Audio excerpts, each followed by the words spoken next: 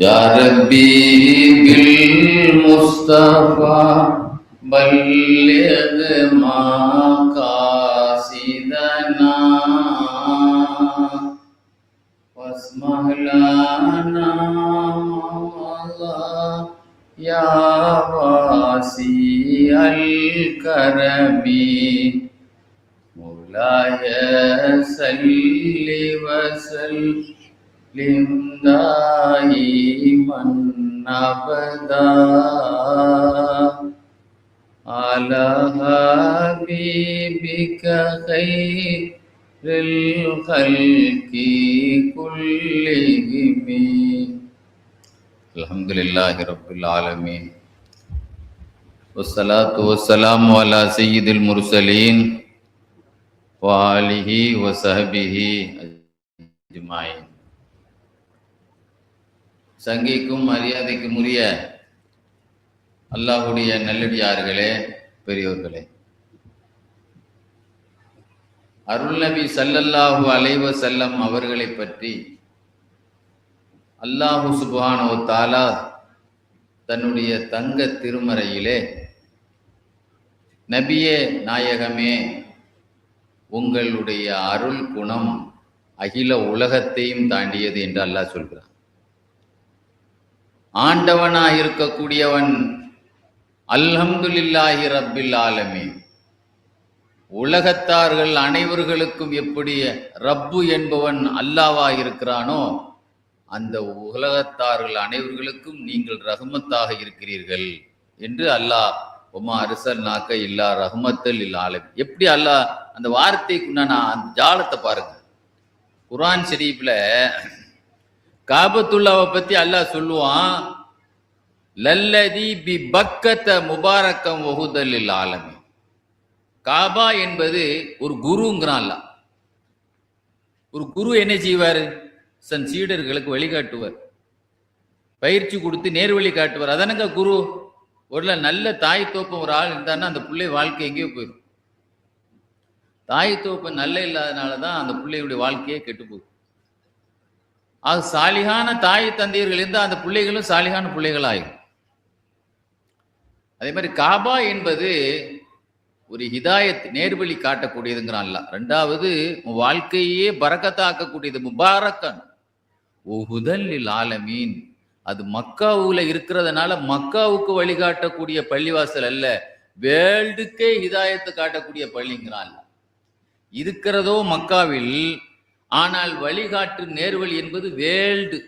ரசூலுல்லாஹ் பிறந்ததோ வளர்ந்ததோ வாழ்ந்ததோ அந்த மக்கா மதீனாவில் இருந்தாலும், ஆனால் மக்காவாசிகளுக்கு ரஹமத்து மட்டுமல்ல, இந்தியா, உலகம், உலகத்தில் எத்தனை மேப் இருக்கோ, மனுஷன் எங்கெல்லாம் வாழ்றானோ, மனுஷன் அல்லாத மிருகங்கள், ஜின்கள், பறவைகள், உலகத்துல பெண்கள், அடிமைகள், கற்பர்கள், உலகத்துல பணியாளர்கள், எத்தனை பேர் இருக்காங்களோ, நோயாளிகள், மிஸ்கீன்கள், ஜின், எல்லாத்துக்குமே ரசூலுல்லாஹ் கிருபையுள்ள நபி என்று அல்லாஹ் சொல்லி காட்டுறான். நாய்களுக்கும் ரஹமத், பேய்களுக்கும் ரஹமத். ரசூலுல்லாஹ் நாய்களுக்கும் ரஹமத்தா வந்தவர்கள், பேய்களுக்கும் ரஹமத். ரசூலுல்லாஹ் ஒரு ஜனாசாவுக்கு வந்திருந்தாங்க.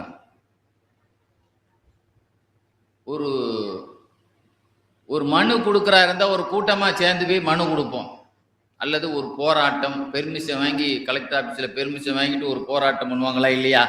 அந்த மாதிரி போராட்டம் இல்லாம ஒரு அஹிம்சை வழியில ஊர்வலம் நடத்துவாங்களா இல்லையா சிலவங்க பேரணி? அது மாதிரி நாய்கள் ஒரு 100 நாய்கள் பேரணியா ரசூலுல்லாஹ் ஒரு ஜனாசாவுக்கு வந்திருந்தாங்க. ரசூலுல்லாஹ்வுக்கு நேரா வரிசையா உட்கார்ந்துச்சு 100 நாய். ஒரு நாய் இல்லைங்க, 100 நாய்கள். மௌன போராட்டம். ஸல்லல்லாஹு அலைஹி வஸல்லம் அந்த நபிமார்களுக்கு அகப்பார்வை உண்டு. அவங்க எதுக்கு வந்திருக்காங்க, அவங்களுடைய மனு என்ன, அவங்களுடைய மனசுல என்ன கோரிக்கைக்கா நம்மள்ட்ட உட்கார்ந்துருக்காங்கிறத அல்லாஹ் தஆலா, அதுதானே நபிமார்களுங்கிறது உங்க ரகசியத்தை வழங்குறவங்க. அப்போ ரசூல் ஸல்லல்லாஹு அலைஹி வஸல்லம் சொன்னாங்க, இந்த சஹாபாக்களை பார்த்து சொன்னாங்க, இந்த நாய்கள் எல்லாம் ஒரு கோரிக்கையை கொண்டு வந்திருக்கு நம்மள்ட்ட. என்ன கோரிக்கை அப்படின்னு சொன்னா, அது வருஷத்துக்கு நீங்க ஒரு ஆடை கொடுத்தரணுமா. அவைகள் வந்து உங்க ஆட்டு மந்தையிலிருந்து அதை எடுத்துட்டு போயிடும். நீங்க அனுமதி ஒரு ஆடு வருஷத்துக்கு ஒரு ஆடு என்ன செய்யுங்க, உங்க மந்தையில இருந்து நீங்களாட்டு அந்த நாய்க்கு கொடுக்கணும் பணிவா கோரிக்கை வைக்குது. நீங்க என்ன சொல்றீங்க? நாங்களாவது நாய்க்கு கொடுக்கறதாவது. கல்லத்திக்கு ஒரு சாபி அடிக்க போயிட்டார் நாய. நாங்க உழைச்ச ஆட்டுக்கு உனக்கு நான் தீனி தரணுமோ ரசூலுல்லாஹ் சொன்னாங்க. கோரிக்கை தான், நான் வந்து சிபாரிசு பண்ணல. அது என்ன சொல்லுதுங்கிறத சொல்லிட்டாங்க. நீங்க கொடுக்கலனா அது எடுக்கிறது தான் அதுக்கு சாப்பாடு. 10 ஆடையும் கடத்தலாம், 15 ஆடையும் கடத்தலாம். அது நீங்க ஒரு ஆடை மட்டும் கொடுத்துட்டீங்கன்னா அப்புறம் அது தொடவே செய்யாது. வருஷத்துக்கு மந்தையில இருந்து ஒரு ஆடை நீங்க கொடுத்துட்டீங்கன்னா மற்ற ஆடுகளை அது என்ன செய்யாது, எடுக்கவே செய்யாது. இல்லைன்னா அது எங்களோட இஷ்டப்படலாம் அடிக்கும். அதுக்கு இல்லை, அதெல்லாம் கிடையாது. எங்க ஆடுகளை நாங்க சேஃப்டி பண்ணிக்கிறோம், நாங்களாம் கொடுக்க மாட்டோம். கல்லத்திக்கு விரட்டி விட்டார் சாபி. சுதந்திரம் தானே, அது வந்து அவங்க விருப்பம் தானே அப்படின்னு சொல்லிட்டாங்க. இவங்க யாரும் சம்மதிக்கல அப்படின்னு சொல்லிட்டாங்க ஸல்லல்லாஹு அலைஹி வஸல்லம். ஆக நாய்களுடைய கோரிக்கையை ரசூலுல்லாஹ் என்ன செய்தாங்க, வச்சாங்களா இல்லையா? ஒரு காலகட்டத்தில் நாய்களை எங்க கண்டாலும் அடித்து விடுங்கள். நான்லாம் சின்ன பிள்ளையா இருக்க நடத்துற அரசாங்க நாய்களை அங்கங்க விச ஊசி போட்டு கொண்டுட்டு இருந்தாங்க. உங்களுக்கு தான் தெரியும், பெரிய ஆள்களுக்கெல்லாம் தெரியும். பிடிப்பாங்க, அங்கனையே ஒரு சிவப்பு ஊசியை போட்டு அங்கேயே காலகையை நீட்டிடும். இப்போ இன்னைக்கு குழந்தை மாதிரி எல்லா வீட்லையும், அது மெட்ராஸ்லாம் பார்த்தீங்கன்னா ரொம்ப அநியாயம் நடக்குது. அதை வச்சு எத்தனையோ பேர்களுக்கு நடக்க முடியல, பாதுகாப்பாக நடந்து போக முடியல. எவ்வளோ அருமையானவர்களே, நானே ஒரு தடவை நாயில மாட்டிக்கிட்டேன். அல்லா காப்பாற்று, நான் தப்பிச்சதே பெரிய விஷயம். ஒரு தடவை ஒரு வாக்கிங் போகும்போது அந்த அளவுக்கு அவைகள் எல்லாம் பேய் குணங்களை கொண்டது இல்லைங்க. அது சூழ்சலான்னு சொன்னாங்களா இல்லையா? அதனால நாய் அடிக்க சொல்லிட்டாங்க. சாபாக்கள் எல்லாம் கிராமமா போய் நாய் அடிக்க போயிட்டாங்க. ரசூலுல்லாஹ் ஒரு உத்தரவு தானே போடணும், உடனே அதை செயல்படுத்தணும் தானே. சஹாபாக்கள் நன்மை கிடைக்கும்லாங்க, ரசூலுல்லாஹ் சொல்லிட்டா நன்மை கிடைக்கும். திடீர்னு ரசூலுல்லாஹ் அந்த உத்தரவை கேன்சல் பண்ணாங்க. நாயை அடிக்க வேண்டாம், கருப்பு நாயை மட்டும் அடிச்சிருங்கன்ட்டான். இன்னஹு ஷைத்தான், கருப்பு நாய்கள் ஷைத்தான் அப்படின்னாங்க. பெரும்பாலும் ஷைத்தான்கள் வர்றது எந்த உருவத்துல தான் வரும்? கருப்பு நாய் உருவத்துல தான் என்ன செய்யும், வரும். அதனால நாயை அடிக்கிறதுலேருந்து ஒரு சின்ன திருத்தம் பண்றேன், கருப்பு நாயை தவிர மற்றதை விட்டுருங்க, கருப்பு நாயை க்ளோஸ் பண்ணிருங்க அப்படின்னு ஸல்லல்லாஹு அலைஹி வஸல்லம் கருப்பு நாயை அடிக்க சொன்னாங்க. இப்போ அந்த வகையிலும் மற்ற நாய்களுக்கு இறக்கப்பட்டு விட்டாங்களா இல்லையா? கருப்பு நாய்ங்கிறது ஏதாவது ஒரு இடத்துல, மற்றதெல்லாம் புள்ள செவலை கலரு, மஞ்சள் கலர், வெள்ளை கலர் தானே நிறைய இருக்கு. இப்போ பெருமானார் ஸல்லல்லாஹு அலைஹி வஸல்லம் நாய்களுக்கும் ரஹ்மத்தா இருந்திருக்கிறாங்க, பேய்களுக்கும் ரஹ்மத்தா இருந்திருக்கிறாங்க. நேற்று கூட சொன்னேன்ல, ஜின்கள் விஷயத்துல ரசூலுல்லாஹ் சொன்னாங்களே, இதெல்லாம் ரசூல் ஸல்லல்லாஹு அலைஹி வஸல்லத்துல வந்து பேய்கள் விஷயத்திலே ரஹ்மத்து காட்டியிருக்காங்கல்ல. பாம்பை கண்டா உடனே அடிச்சிடாதீங்க, சின்ன இருக்கலாம், பார்த்து குடுவான்னு பார்த்து அடிங்கன்னு சொன்னாங்களா இல்லையா? ஒரு நாள் ஒரு சஹாபி, அபூ துஜானான்னு ஒரு சஹாபி, பேய்களுக்கும் ரசூலுல்லாஹ் ரஹ்மத்துங்கிறதுக்காக ஒரு சம்பவம் சொல்றேன். ரசூல் ஸல்லல்லாஹு அலைஹி வஸல்லத்திட்ட அபூ துஜானான்னு ஒரு மதீனாவுடைய அன்சாரி சஹாபி வந்தாங்க. வந்து சொன்னாங்க, யார ரசூலுல்லாஹ், நேற்று நைட்டு தூங்கிட்டு இருந்தேன், திடீர்னு முழிச்சு பார்க்குறேன், ஒரு சத்தம் வீட்டில் டடடடா டடடாண்டு கிரைண்டர் சத்தம் வர்ற மாதிரி ஆட்டூரல் சத்தம் கேட்கு. திடீர்னு வீட்டுக்குள்ள ஆட்டூரல் ஆடுற மாதிரி ஒரு சத்தம். அதே மாதிரி வீட்டுக்குள்ள ஒரு மின்னல் வெட்டுற மாதிரி, லைட்டை அணைச்சு, ஆனால் லைட்டை அணைச்சு ஆஃப் பண்ற மாதிரி ஒரு சத்தம், மின்னல் வெட்டுற மாதிரி வீட்டுக்குள்ளேயே. உஸ் உஸ்ன்னு சொல்லி அந்த தேனி வந்து காதுல வந்து சவுண்டு போடுற மாதிரி ஒரு சத்தம். இதுலயே எனக்கு தூக்கமே போச்சு. வீட்டுக்குள்ள இந்த அட்டகாசம் நடக்குது. ரெண்டாவது என்ன அப்படின்னு சொன்னா, ஒரு கருப்பு உருவம் அப்படியே தரையில விரிஞ்சுக்கிட்டே போகுது, மேல உயர்ந்துகிட்டே போகுது. ஒரு கருப்பு உருவம் தரையில விரிந்தபடியும் மேலே உயர்ந்தபடியும் போயிட்டே இருக்கு. நான் லேசா தொட்டு பார்த்தேன், அது முள்ளம்பன்றி மாதிரி தோல். டப்புன்னு என் மேல நெருப்பு ஜுவாலையை அடிச்சுது. நான் ஃபயர் ஆகிட்டோமோன்னு பயந்துட்டேன். நம்ம கரிஞ்சு போயிட்டோமோ, அதை அடித்த தீப்பந்தத்தில் நான் தொட்டு பார்த்த உடனே அப்படியே நெருப்பை மேலே தூக்கி வீசின மாதிரி இருந்தது. நான் கரிஞ்சிட்டோமோன்னு பயந்துட்டேன்.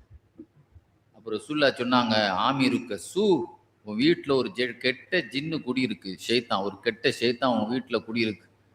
உன்ன மாதிரி ஆட்கள் எல்லாம் இந்த மாதிரி கஷ்டப்படலாமாப்பா? அலி அவர்களே, ஒரு பேப்பர் எடுத்துட்டு வாங்க, ஒரு பேனா எடுத்துட்டு வாங்கன்னு சொன்னாங்க. அதில் எழுதுனாங்க, பிஸ்மில்லாஹிர் ரஹ்மானிர் ரஹீம், அல்லாஹ்வுடைய தூதர்கிட்ட இருந்து நான் எழுதக்கூடிய கடிதம், வீட்டில் குடியிருக்கக்கூடிய நல்ல ஜின்னா இருந்தாலும் சரி, யாராக இருந்தாலும் அவங்கள பற்றி வீட்டில் யாருனாலும் இருந்துட்டு போங்க. வீட்டில் இருக்கக்கூடியவங்கன்னு எல்லா வீட்லேயும் நல்ல ஜின்கள் இருக்கும், எல்லா வீட்லேயும் இருக்கும். அதனால தான் வீட்டை உள்ள பாம்பு அடிக்காதீங்கன்னு சொன்னாங்க, ரசூலா சொன்னாங்களே. ஒவ்வொரு வீட்லேயும் நம்ம கண்ணு தெரியாத நல்ல ஜின்கள்லாம் இருக்கும். வீட்டில் இருக்கக்கூடிய நல்லவங்களை பற்றி நான் பேசலை. கெட்ட ஜின்கள் நீங்கள் என்ன செய்யாதீங்க, வீட்டை விட்டு போயிருங்க. அல்லாவுக்கு இணை வைக்கக்கூடியவங்கள்ட்ட போயிருங்க. சிறுக்கு பண்ணக்கூடியவங்கள்ட்ட, அல்லாத தெய்வங்களை வணங்குறாங்களா இல்லையா, அவங்கள்ட்ட போய் என்ன செய்யுங்க, உங்க வேலையை காட்டுங்க, அங்கிருந்து கிளம்பிடுங்க அப்படின்னு சொல்லி ரசூலா என்ன செய்தாங்க. குர்ஆனினுடைய சில சூறாக்களினுடைய ஆரம்ப வரிகளை ஹா மீம் ஐன் சீன் காஃப் இது மாதிரி சில வரிகளை லா ஹவுல வலா குவத்த இல்லா பில்லா கடைசியா ரசூலா எழுதின வரி. அது கடைசியா ரசூலா என்ன வழி எழுது, மீம் லா யுன்சரூன் ஃபஸயக்ஃபீகஹுமுல்லா, அல்லாவே போதுமானவன். இப்படிதான் சில வாக்கியங்கள் அதுல உண்டு, ஒரு 5-6 வரி வரும். அதுல கடைசியா லா ஹவுல வலா குவத்த இல்லா பில்லா அப்படிலாம் அதுல வரும். அதோடு முடியும். இந்த பேப்பரை கொண்டு வந்து நீ தலைவாணிக்கு அடியில கொண்டு வச்சிருன்னு சொன்னாங்க. நைட்டு இந்த மாதிரி பிரச்சனை இருந்துச்சா இல்லையா?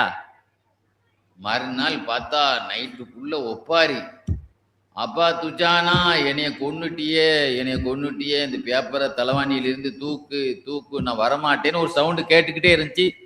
காலையில வரைக்கும் நான் தூக்க மாட்டேன், ரசூல்லாட்ட அனுமதி கேட்காம அந்த பேப்பரை 2வது நான் எடுக்க மாட்டேன்னு காலையில ரசூல்லாட்ட வந்து சொன்னாங்க. சல்லால சொன்னாங்க, பேப்பரை தூக்கிருன்னாங்க. என்ன சொன்னாங்க?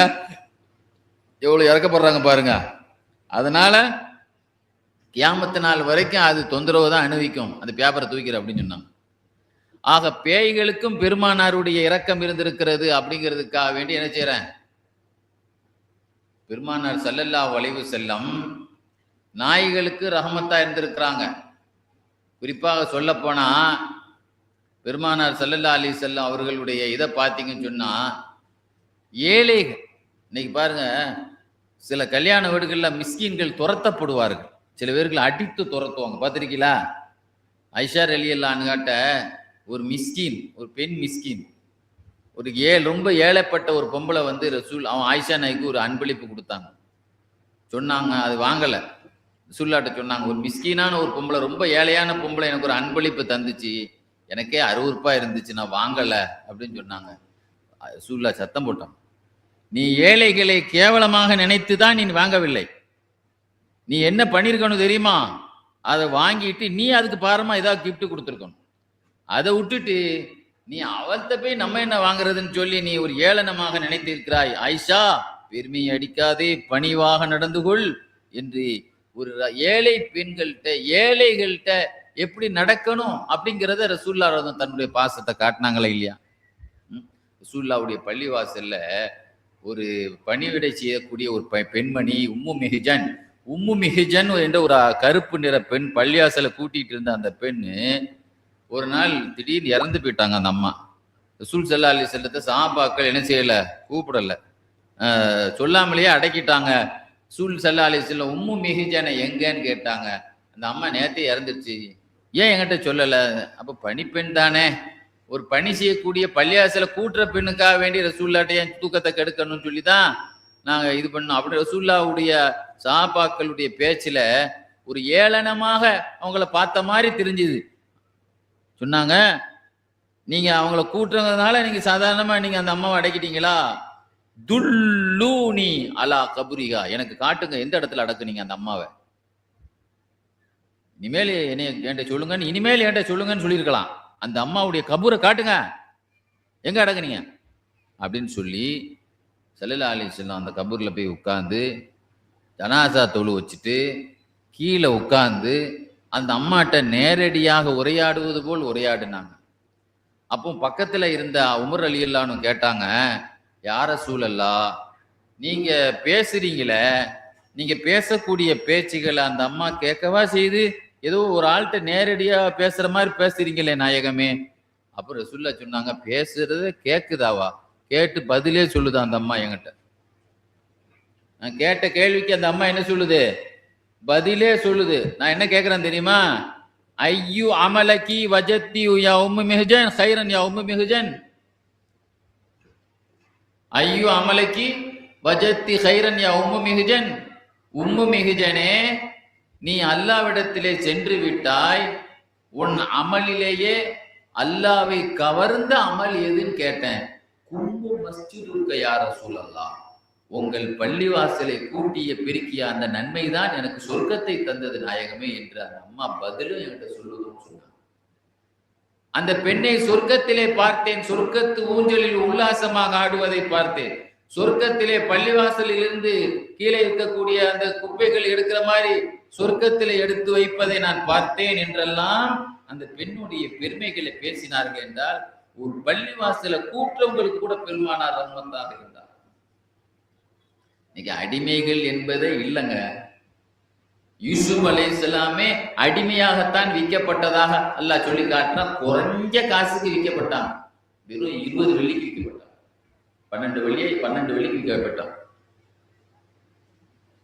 இன்னைக்கு ரசூலுல்லாஹ்வுடைய காலத்துல இருந்த அடிமைகள் ஒரு 3 நூற்றாண்டுகளுக்கு பிறகு அந்த அடிமையே இல்லாமல் ஆக்குனது ரசூலுல்லாஹ் தானங்க. இந்த உலகத்திலே ஆடு மாடுகள் மாதிரி விற்கப்படுறது, மனுஷன் விற்கப்படக்கூடாது என்று சொல்லி ஸல்லல்லாஹு அலைஹி வஸல்லம் அடிமை என்ற இனத்தையே இல்லாம ஆக்கி போட்டாங்களா இல்லையா?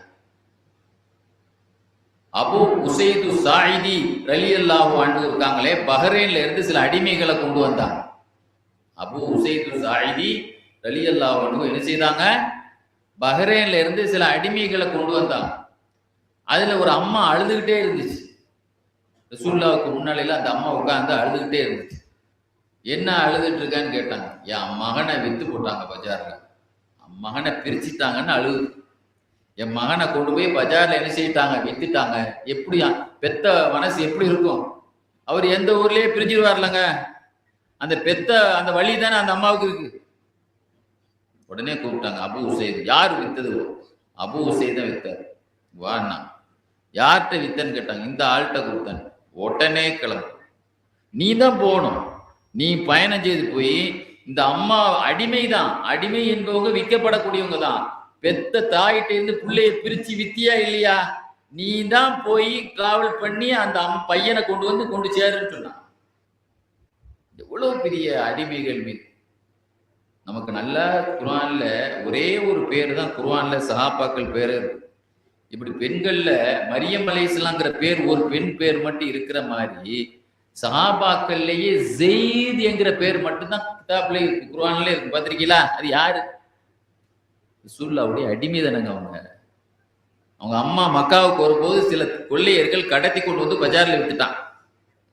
8 வயசா இருக்கும்போது கதீஜா நாயுடைய சொந்தக்காரர் ஹக்கீம் இப்னு ஹிஸாம்ங்கிறவர் வாங்கி கதீஜா நாய்க்கு அன்பளிப்பா கொடுத்தார். கதீஜா நாய் ரசூலுல்லாஹ் கல்யாணம் முடிச்ச உடனே ரசூலுல்லாஹ்வுக்கு அன்பளிப்பா கொடுத்தான்.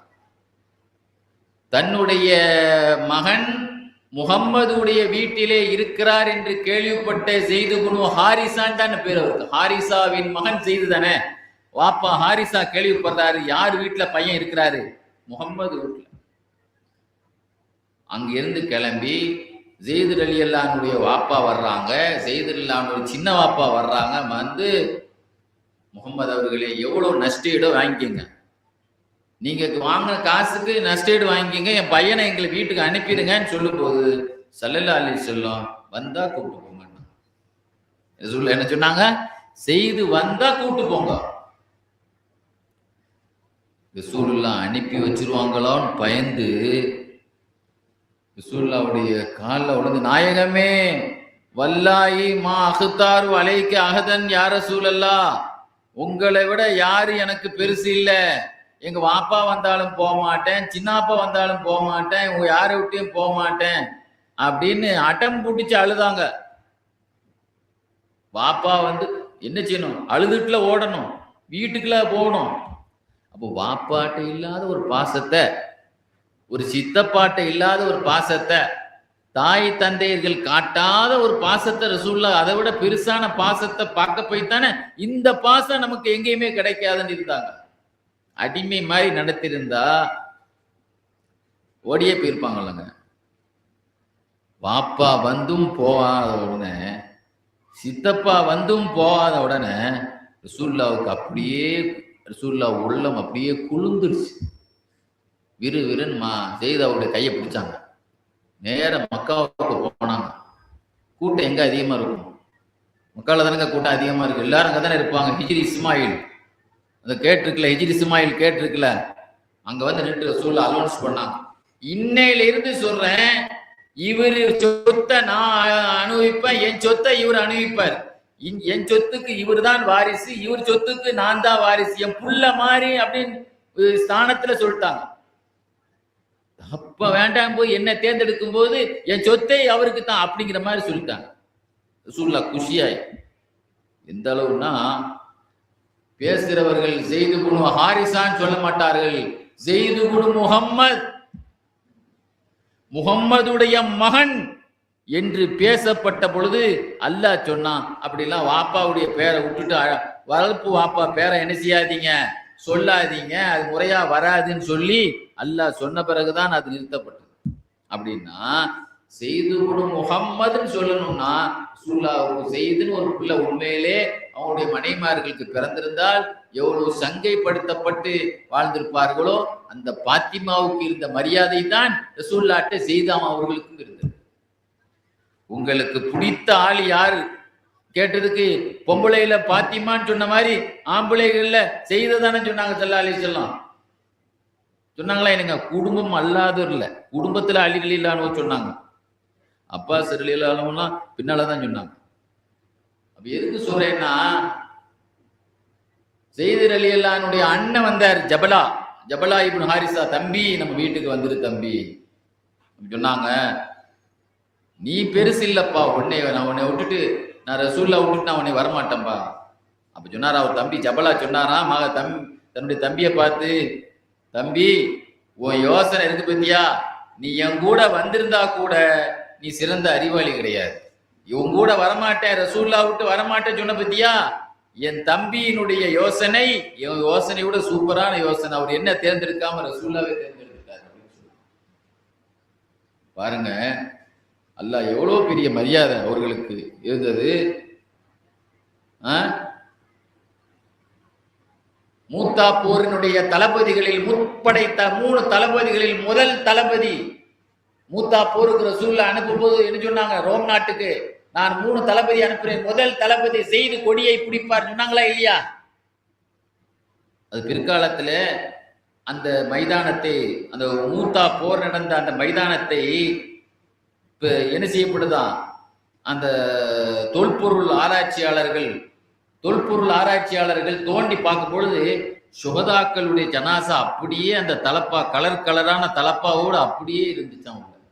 ஸெய்து இப்னு ஹாரிஸா ரலியல்லாஹு உட்பட, அலி ரலியல்லாஹுடைய அண்ணன் ஜாஃபர் உட்பட எல்லா தளபதிகளும் அப்படியே சுகதாக்குள் ஜனாசா அப்படியே உள்ளே வைக்கப்பட்டு ஃப்ரெஷ்ஷா இருந்துச்சான். எத்தனை மீட்டர் துணி இருந்ததோ அந்த மீட்டர் தலப்பாக்கள்லாம் கொஞ்சம் கூட, சில பேர்கள் அது துண்டை வெட்டி கூட எடுத்தாங்களாம் பறக்கத்துக்கு அந்த துணியை உள்ள இருந்து. தப்சீர்ல இமாம் ராசி ரஹ்மத்துல்லாஹி அலைஹி சொல்லுவாங்க, ஸெய்து இப்னு ஹாரிஸா ரலியல்லாஹு ரசூலுல்லாஹ்வை தேர்ந்தெடுத்ததுனால என்ன மதிப்பு அவங்களுக்கு கிடைச்சிது அதை முதல்ல தெரியணும். ஒரு பயணத்துல போனாங்க, ஒரு தாயிப் நகரத்துல இருந்து மக்காவை நோக்கி, இமாம் ராசி தப்சீர்ல எழுதியிருப்பாங்க அந்த சம்பவத்தை. மக்காவில் இருந்து தாயிப் நகரத்துக்கு போறாங்க. போகும்போது ஒரு ஒட்டகத்தினுடைய வாடகைக்கு, ஒட்டகம் அடிப்பான்ல, அந்த இது வாடகைக்கு ஒட்டகம் அடிப்பான்ல, அங்கே வாடகை சர்வீஸ் பண்றவன்ட்ட என்னைய இங்க கொண்டு விட்டுரு அப்படின்னு சொன்னாங்க. சரின்னு கூட்டு போனான். ஒரு பாலடைஞ்ச சத்திரத்துல தங்கி இருந்தாங்க. முழிச்சு பார்க்குறாங்க, அவன் கையகாலையெல்லாம் கட்டி போட்டான். அவன் ஒரு முனாஃபிக், இவங்களை கொல்றதுக்காகவே அவன் திட்டம் போட்டு வந்திருக்காங்கிறது தெரியாம போச்சு அவங்களுக்கு. தூங்கி முழிச்சு பார்க்குறாங்க, கையகாலையெல்லாம் கட்டிட்டான். அவன் ஒரு முனாஃபிக், நயவஞ்சகர்களுக்கெல்லாம் ரசூலுல்லாஹ்வினுடைய அந்த கேவலப்படுத்துறதும் அவர்களை க்ளோஸ் பண்றதுன்னு அவனுக்கு நோக்கமா இருந்தது. முழிச்சு பார்க்குறாங்க, கையை கட்டி போட்டுருக்கான், காலை கட்டி போட்டுருக்கான், வாழை தூக்கிட்டு ரெடியா பக்கத்துல வந்தான். அவன் சொன்னா, உன்னைய குத்துனா அவருக்கு வலிக்கும் அப்படின்னு சொன்னான். என்ன சொன்னா, அவர் உன்னைக்கு ரொம்ப பிடிக்கும் ரசூலுல்லாஹ்வுக்கு, ஸெய்து இப்னு ஹாரிஸானா ரொம்ப பிடிக்கும்லங்க. ரசூலுல்லாஹ்வுக்கு வாயிலிருந்து பேச்சே வராம போன போது, சக்கராத்து காலில் இருக்கும்போது அவங்களுடைய பேரப்பிள்ளை ஸெய்து இப்னு ஹாரிஸா மகன் உசாமாவுக்கு தானங்க நிறைய துவா செய்தாங்க. கையால தடவி துவா செய்தாங்களே, சொல்லுவாங்க உசாமா ரலியல்லாஹு எனக்கு தான் கடைசியா ரசூலுல்லாஹ் துவா செய்தாங்க. அப்ப எவ்வளவு பிரிய இருந்தா ரசூலுல்லாஹ் அதை செய்திருப்பாங்க. நான் அன்னைக்கு கூட ஒரு பயான்ல சொன்னேனே, பாத்திமா பிந்து கைஸ் எனக்கு மாப்பிள்ளை வேணும்னு சொல்லும்போது நான் சொல்ற மாப்பிள்ளை உசாமாவை கல்யாணம் முடிச்சுக்கோன்னு சொன்னாங்களா இல்லையா? உசாமாவோடு நாங்கள் வாழ்ந்தோம், இந்த ஊரே பெருமைப்படுற அளவுக்கு ஜோடியாக, பொருத்தமான ஜோடியாக வாழ்ந்தால் உசாமாவும் பாத்திமாவும் போல வாழணும் என்று சொல்ற அளவுக்கு முன்னோடியான தம்பதிகளாக வாழ்ந்தோம் சொல்லி ஒரு சம்பவம் சொன்னானே இல்லையா? உசாமாவும் சொந்த பேரப்புள்ள மாதிரி நினைச்சாங்க சல்லாலிஸ். அப்ப அவன் குத்த வந்தான் இல்ல, யார் ரஹ்மான் அப்படின்னு ஒரு சவுண்டு போட்டாங்க காட்டுல இருந்து. நீங்களும் ரஹ்மான் சத்தம் போடுங்க, ஏதாவது உங்களுக்கு ஆக்ஷன் இருக்கான்னு பாருங்க. சில கிதாபுல வருது யார் ரஹ்மர் ராஹிமீன், அருளாளனுக்கெல்லாம் காட்டுல இருந்து என்ன செய்யறாங்க, ஒரு 100 திடீர்னு போலீஸுக்கு 100க்கு போன் அடிச்சா கூட போலீஸ் வர்றது கூட லேட் ஆகும், அதுக்குள்ள க்ளோஸ் பண்ணிடுவான். ஆனா யார் ரஹ்மான் சொன்ன உடனே அந்த நடு காட்டுல வைஹக் லா தக்துல் ஒரு சவுண்டு கேட்டுச்சு. அட நாசமா போனவனே, அவரை கொல்லாதடா அப்படின்னு ஒரு சவுண்டு கேட்டுச்சு. அவன் வந்து வெளியே வந்து பார்த்தான், இங்க நாங்க 2 பேர் தான் இருக்கு, 3வது யார் வந்தா? ஒண்ணுமே இல்லை. 2வது பக்கத்துல வந்து குத்த வந்தான், வைஹக் லா தக்துல்னு ஒரு சவுண்டு வந்துச்சு, நாசமா போனவனை கொல்லாதடா நீ. 3 தடவை வந்துச்சு. 3வது தடவை குதிரையில அங்கிருந்து ஒரு மனிதர் வேகமா உடம்பு ஃபுல்லா ஆயுதம் அணிந்தபடி ஒரு ராணுவ வீரன் வர்ற மாதிரி வந்து நடுவுல ஈட்டியை வச்சு ஒரே குத்து அவனை. பக்கத்துல வந்தவன சொன்னாரு, நீ முதல் தடவை சொல்லும் போது நான் முதல் வானத்துல இருந்தேன், 2வது தடவை சொல்லும் போது என்ன செய்தேன், 7வது வானத்துல இருந்த. முதல் தடவை 2வது சொல்லும் போது முதல் வானத்துக்கு வந்துட்டேன், 3வது தடவை சொல்லும் போது உன் பக்கத்துல வந்துட்டேன் அப்படின்னு சொன்ன. அல்லாஹ்வுடைய உதவி அப்படி இருந்தது ரசூலுல்லாஹ்வுக்காக. அந்த அடிமைகளுக்கு கூட எவ்வளவு மரியாதை இருந்தது பாருங்க. ஆக பெருமானார் ஸல்லல்லாஹு அலைஹி வஸல்லம் அடிமைகள் மீதும் ரொம்ப ரஹமத்தாக இருந்த நபி. ரஹமத்தை வந்து சில பேர் பாருங்க, பிள்ளைகள்கிட்ட நல்லா இருப்பாங்க, வீட்டுல சண்டை போட்டுட்டு இருப்பாங்க. ஒரு பக்கம் ரஹமத்தா இருப்பாங்க, ஒரு பக்கம் கோபமா இருப்பாங்க. அப்படித்தானே பார்க்க முடியுது. ஆக பெருமானார் ஸல்லல்லாஹு அலைஹி வஸல்லத்தினுடைய இந்த ரஹமத் இருக்கு பத்தீங்களா, அது ஒரு எல்லாம் பரந்த ரஹமத். பிலால் ரலியல்லாஹு இருக்காங்களே, அவங்கள்ட்ட கேட்கப்பட்டுச்சு, ரசூலுல்லாஹ்வுடைய செலவினங்கள் எப்படி இருந்துச்சு, ரசூலுல்லாஹ்வுடைய வரவு செலவுகள் கொஞ்சம் சொல்லுங்களேன் அப்படின்னு பிலால் ரலியல்லாஹு கேட்டேன். பிலால் ரலியல்லாஹு சொன்னாங்க, ரசூலுல்லாஹ்ட்ட வந்து இருப்பே இருக்காது, கேஷே இருக்காது, நான் தான் சொல்லுவாங்கல்ல கணக்கர், கணக்கு பிள்ளைன்னு சொல்லுவாங்க. என்னங்க கணக்கர், வரவு செலவு பார்க்கக்கூடிய கணக்கு பிள்ளை நான் தான். ரசூலுல்லாஹ்வுக்கு கணக்கு பிள்ளை நான் தான். யாராவது இஸ்லாத்துக்கு வருவாங்க, வீட்டில் எல்லாம் துரத்தி விட்டுருவாங்களா இல்லையா, அவங்களுக்கு ட்ரெஸ் எடுத்து கொடுக்கணும், அவருக்கு செலவு கொடுக்கணும், அவங்களுக்காக துணி எடுத்து கொடுக்கறதுக்காக ரசூலுல்லாஹ் என்னைய கடை வாங்க சொல்லுவாங்க யார்கிட்டயாவது. நான் சாட்சி கையெழுத்து போட்டு ரசூலுல்லாஹ்வுக்கு பேர்ல கடை வாங்கிட்டு வருவேன், என் பேர்ல, என் சாட்சி நான் தான், ரசூலுல்லாஹ்வுக்கு கடன். இப்படியே கடை வாங்கி புதுசா இஸ்லாத்துக்கு வர்றவங்களுக்கு நாங்க என்ன செய்வோம், ஹெல்ப் பண்ணுவோம். ஒரு நாள் திடீர்னு ஒரு பெரிய பைனான்சியர் வந்தான், மக்காவில் இருக்கக்கூடிய ஒரு பெரிய பைனான்ஸ் நடத்தக்கூடிய ஒருத்தன் வந்தான்.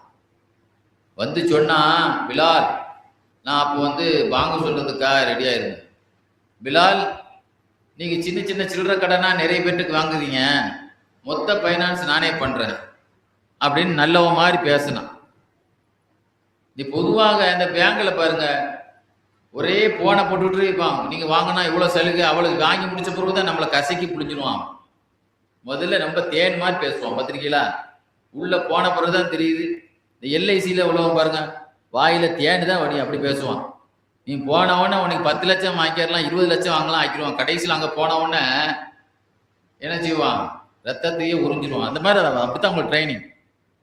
அப்ப அவன் சொல்லிட்டு போயிட்டான், நான் சரி நீங்களே தாங்கன்னு மொத்த கடனை அவர்கிட்ட வாங்கிட்டாங்க.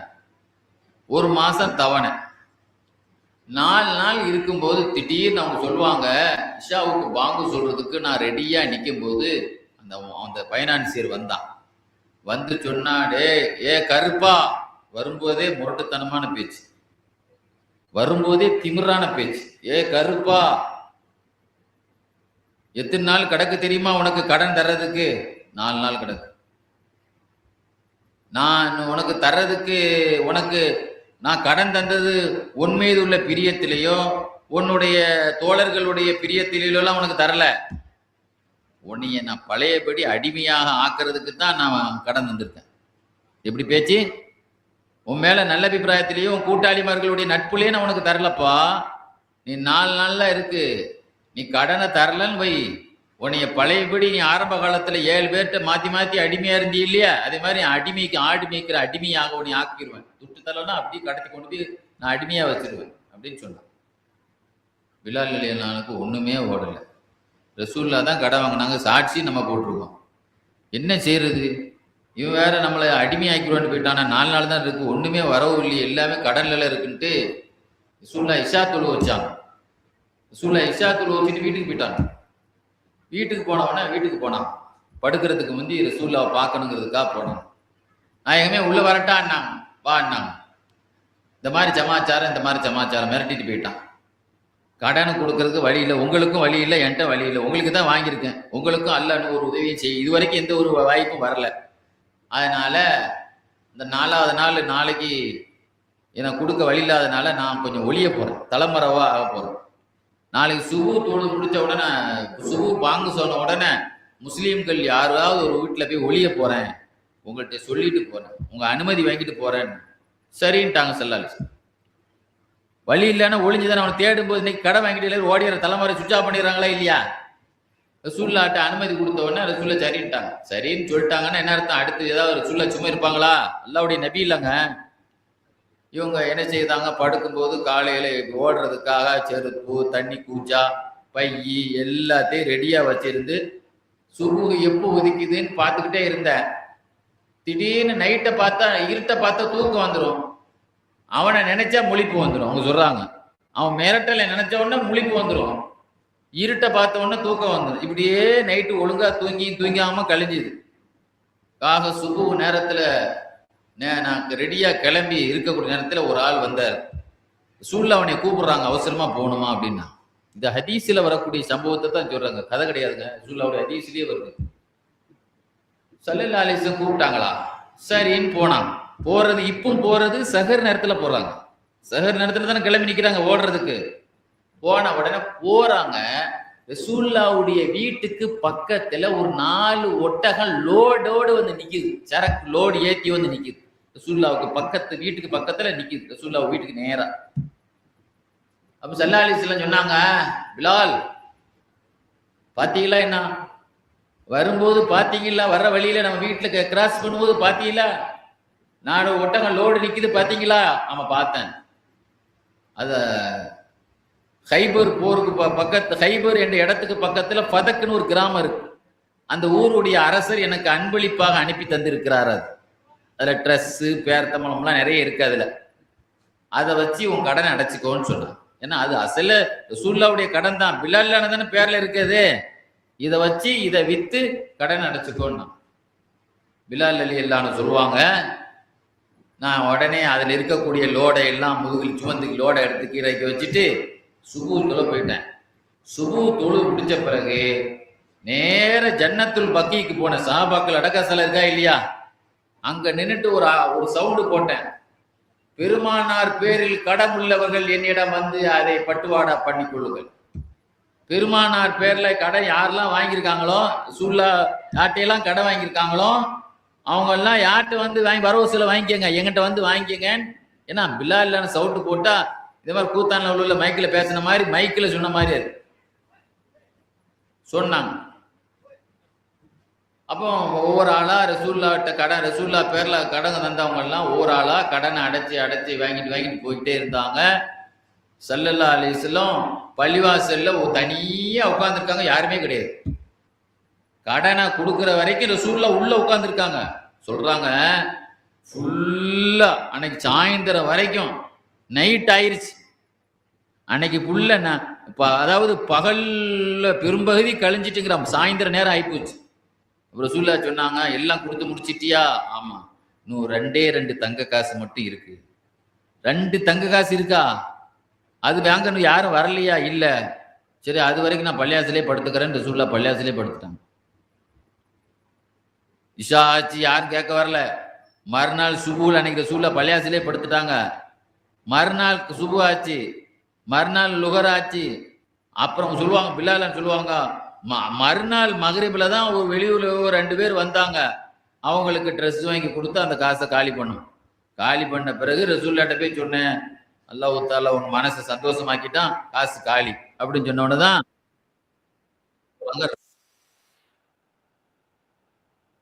மனைவிமார்கள்ட்ட செல்லாம் சொல்லிட்டு படுக்க போனாங்க. ஒரு காசு கூட இன்னைக்கு எத்தனை கேஷ் எவ்வளவு பத்திரம் நம்ம வச்சிருக்கோம் பாருங்க. சொன்னாங்க பாருங்க, சொல்லிட்டு சொன்னாங்களாம், பிலால் அபிஷிர் யா பிலால், பிலால் எல்லாம் சுபு கூப்பிட விட்டு, இன்னைக்கு பாருங்க சிலவன் சாட்சி கையெழுத்து போடுங்கன்னு நம்மளை கூப்பிடுவான். சரி நல்லவனாச்சுன்னு சொல்லி சாட்சி கையெழுத்துலாம் அந்த காலத்துல போட்டுறாதீங்க, பெரிய ஆபத்துல வந்து மாட்டி விட்டுருவானுங்க. யாரா இருந்தாலும் சரி சாட்சிக்கு மட்டும் போட்டக்கூடாது. கழுத்தை கொடுத்தாலும் கொடுக்கலாமே தவிர எழுத்த கொடுக்க கூடாதுன்னு நான் பழமொழி. கொடுத்தேன்னு வைங்க, நாளைக்கு என்ன சொல்லுவானோ தெரியுமா, நீ தானே போட்ட, நீ தான் போய் பதில் சொல்லிக்கணும்னு. தம் பேர்ல சாட்சி கையெழுத்து போட்டதனால் பிலாலை நடுத்தேர்ல நிக்க விடாம அந்த பிலால் அலி அல்லாஹ்வை கடனை அடைச்சிட்டு தான் ரசூல்லா வீட்டுக்கே போனாங்க. 2 பள்ளியாசிலே படுத்து கிடந்தாங்க நம்மளை நம்பி. அந்த அந்த அடிமை அது பிலால் அலி அல்லாஹ். அபிஷிர் யா பிலால், நற்செய்தி பிலால் அவர்களே, கது கலல்லாஹு தைனக்க, உங்க கடனை அல்லாஹ் அடைச்சிட்டாங்க. அப்படியே அடிமைகள் மீது பெருமானார் காட்டிய அன்பு எவ்வளவு பெரிய அன்பு. சல்மான் பாரிசி ரலியல்லாஹு அன்ஹு யாருங்க, சஹாபாக்கள்லயே 250 வயசு வாழ்ந்ததாக சொல்லப்படுது. ஒரு கருத்து இருக்கு, ஈசா அலைஹிஸ்ஸலாத்தையே பார்த்ததா 500 வருஷம், அது ஒரு பலகீனமான கருத்து. பிரபலமான கருத்து 250 250 வயசு வாழ்ந்ததாக ஒரு கருத்து இருக்கு.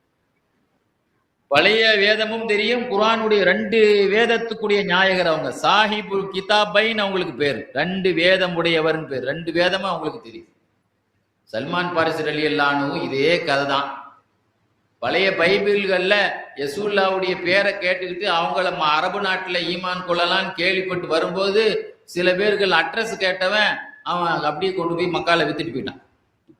அதனாலதான் 5 வருஷம் வரைக்கும் மக்கால ரசூல்லா மக்காவுக்கு மதீனாவுக்கு வந்து ஹந்தக்கு யுத்தம் வர்ற வரைக்கும் 5 வருஷம் வரைக்கும் அவங்க நினைச்சு அடிமையாவே இருந்தாங்க. அப்புறம் அவனுடைய எஜமான் ஒரு விடுதலை பத்திரம் கொடுத்தான். ஏ சல்மான், உன்னை விடுதலை பண்ணணும்னா நீ எவ்வளவு தங்கம் தரணும்னு சொன்னா ஒரு 6 கிலோ தங்கம் தரணும். எவ்வளவு தரணும்? 6 கிலோ. நல்ல விளங்கிங்க, 6 கிராம் இல்ல, 6 கிலோ 12 பவுன். எவ்வளோ? 6 கிலோவும் 12 பவுனும் தங்கம் தந்தா 600 பேருத்த மரத்தை நீ நட்டனும் ஒரு மனமும் பட்டு போக கூடாது. அப்படி இருந்தா உனக்கு விடுதலைன்னா ரசூலுல்லாஹ்ட்ட வந்து சொன்னாங்க, ஏழை சல்மானுக்கு உதவி செய்யுங்கள், ஏழை சல்மானுக்கு உதவி செய்யுங்கள் ஒரு கலெக்ஷன் போட்டாங்க. சில பேர் 5 10ன்னு சொல்லி பேர்த்தம்பளம் கன்று கொண்டு கொடுத்தாங்க.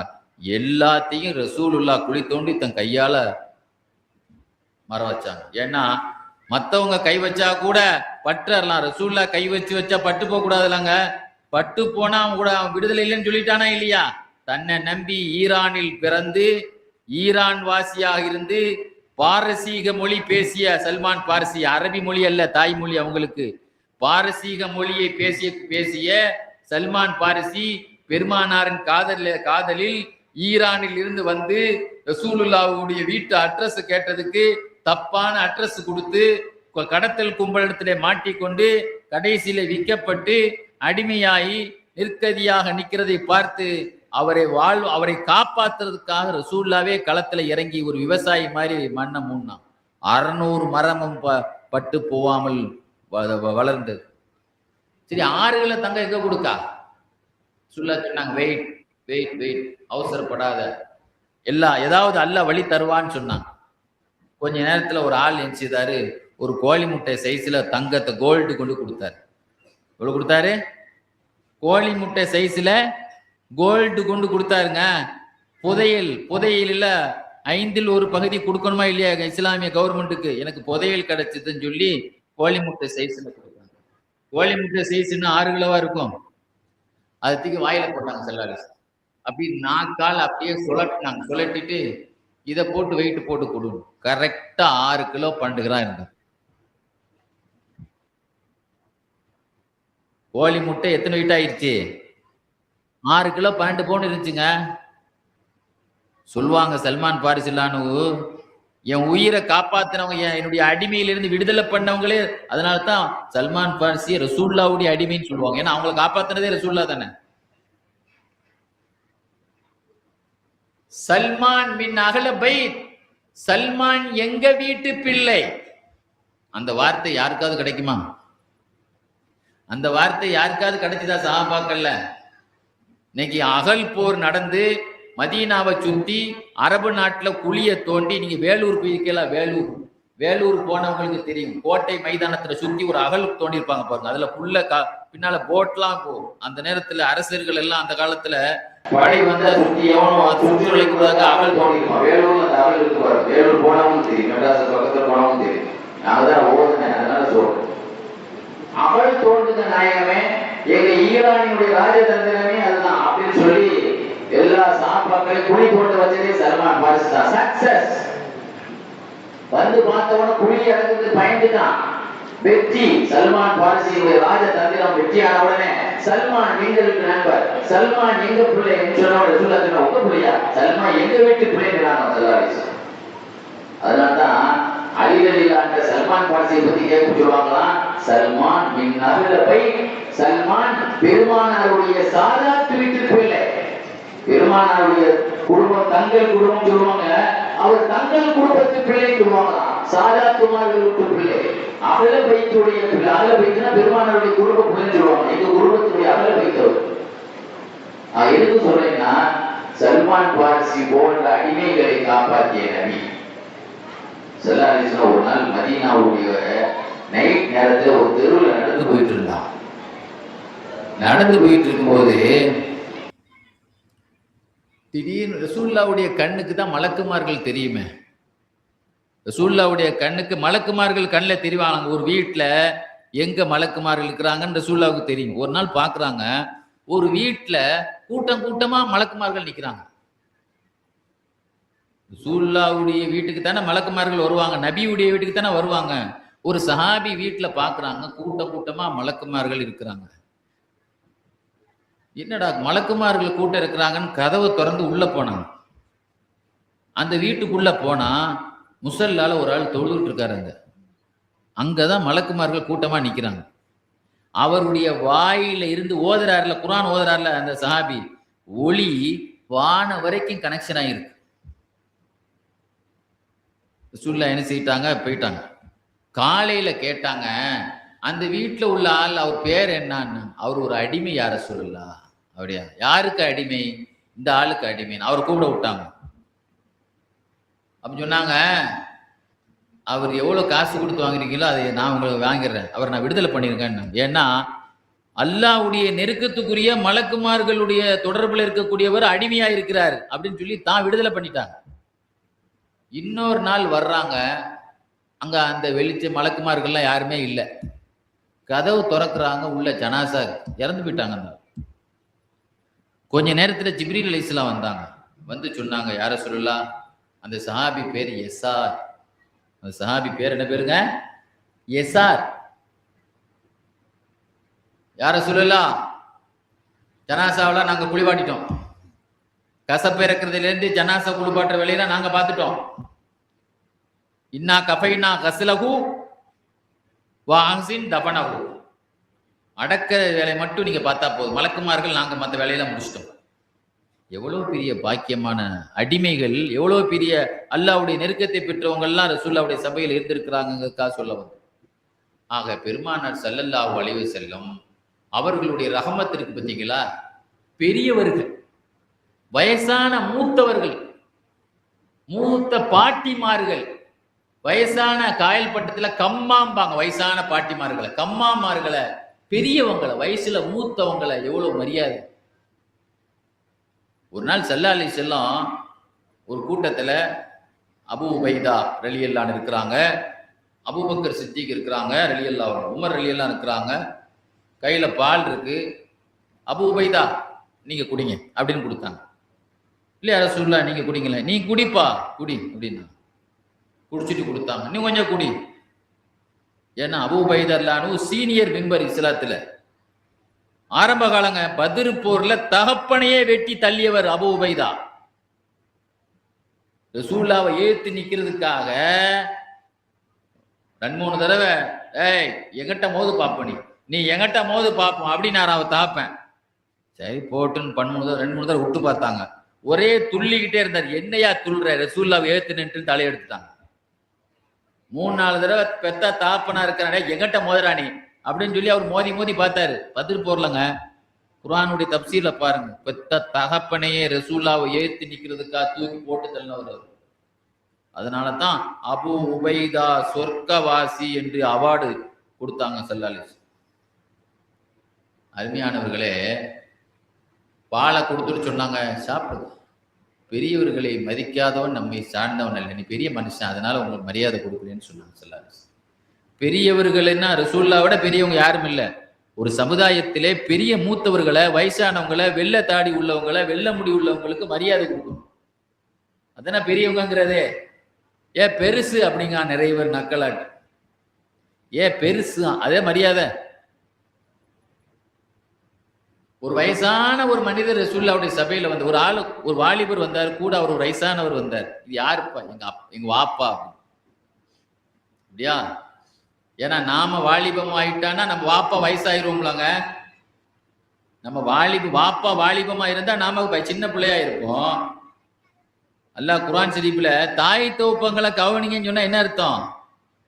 ஒகுர் ரப்பிர்ஹம்ஹுமா கமா ரப்பயானி சகீரா.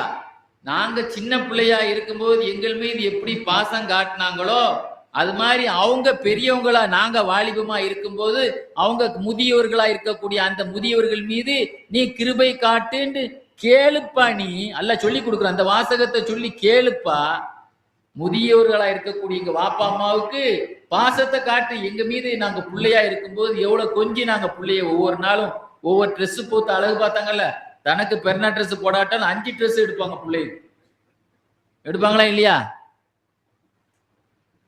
அப்போ அவங்க முதியவரா இருக்கும்போது முதியோர் இல்லத்துல கொண்டு சேர்க்கவன் அவன் நல்லா இருப்பான். அவன் நீ என்னதான் ஏசி ரூம்ல கொண்டு வச்சாலும் உன்னைய கொண்டு அநாத ஆசிரமத்துல கொண்டு பிள்ளையா இருக்கும்போது போட்டுட்டு அவங்க வாப்பாவோட சுத்தினானா சுதுவாச்சி அப்படியே சுத்தினாங்க இல்ல இல்ல.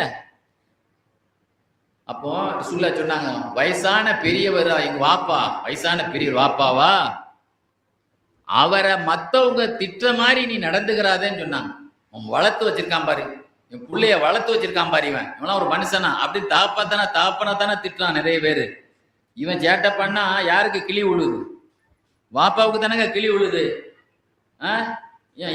இவன் அவன் அப்பனை மாதிரி தானே இவன் இருப்பான் அப்படின்னு சொல்றானா இல்லையா? அப்போ உங்க தகப்பனுக்கு அடுத்தவன் திட்டுற மாதிரி நீ நடந்துக்கிறாத, திட்டு வாங்கி கொடுக்காத. ரசூலுல்லாஹ் சொல்லி கொடுக்குறாங்க அந்த பெரியவருக்கு, உங்க மூத்தவர் வாப்பாவா இந்த பெரியவருக்கு அடுத்தவங்க திட்டமா நடந்துக்கிறாத, அவர் முன்னால போய் உட்காராத. வாப்பா ஒரு சபையில இருந்தா நாம போய் முங்க போய் நம்ம வாப்பா தானே முன்னால உட்காரக்கூடாது. ரசூலுல்லாஹ் சொல்லி கொடுக்குறாங்க, பின்னால உட்கார.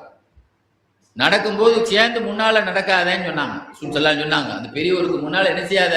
வாப்பா போறாங்கன்னா பக்கத்துல கூட சேர்ந்து நினைச்ச கூடாது, ஃப்ரெண்டு மாதிரி கூட போக கூடாது, மரியாதை கிடையாது.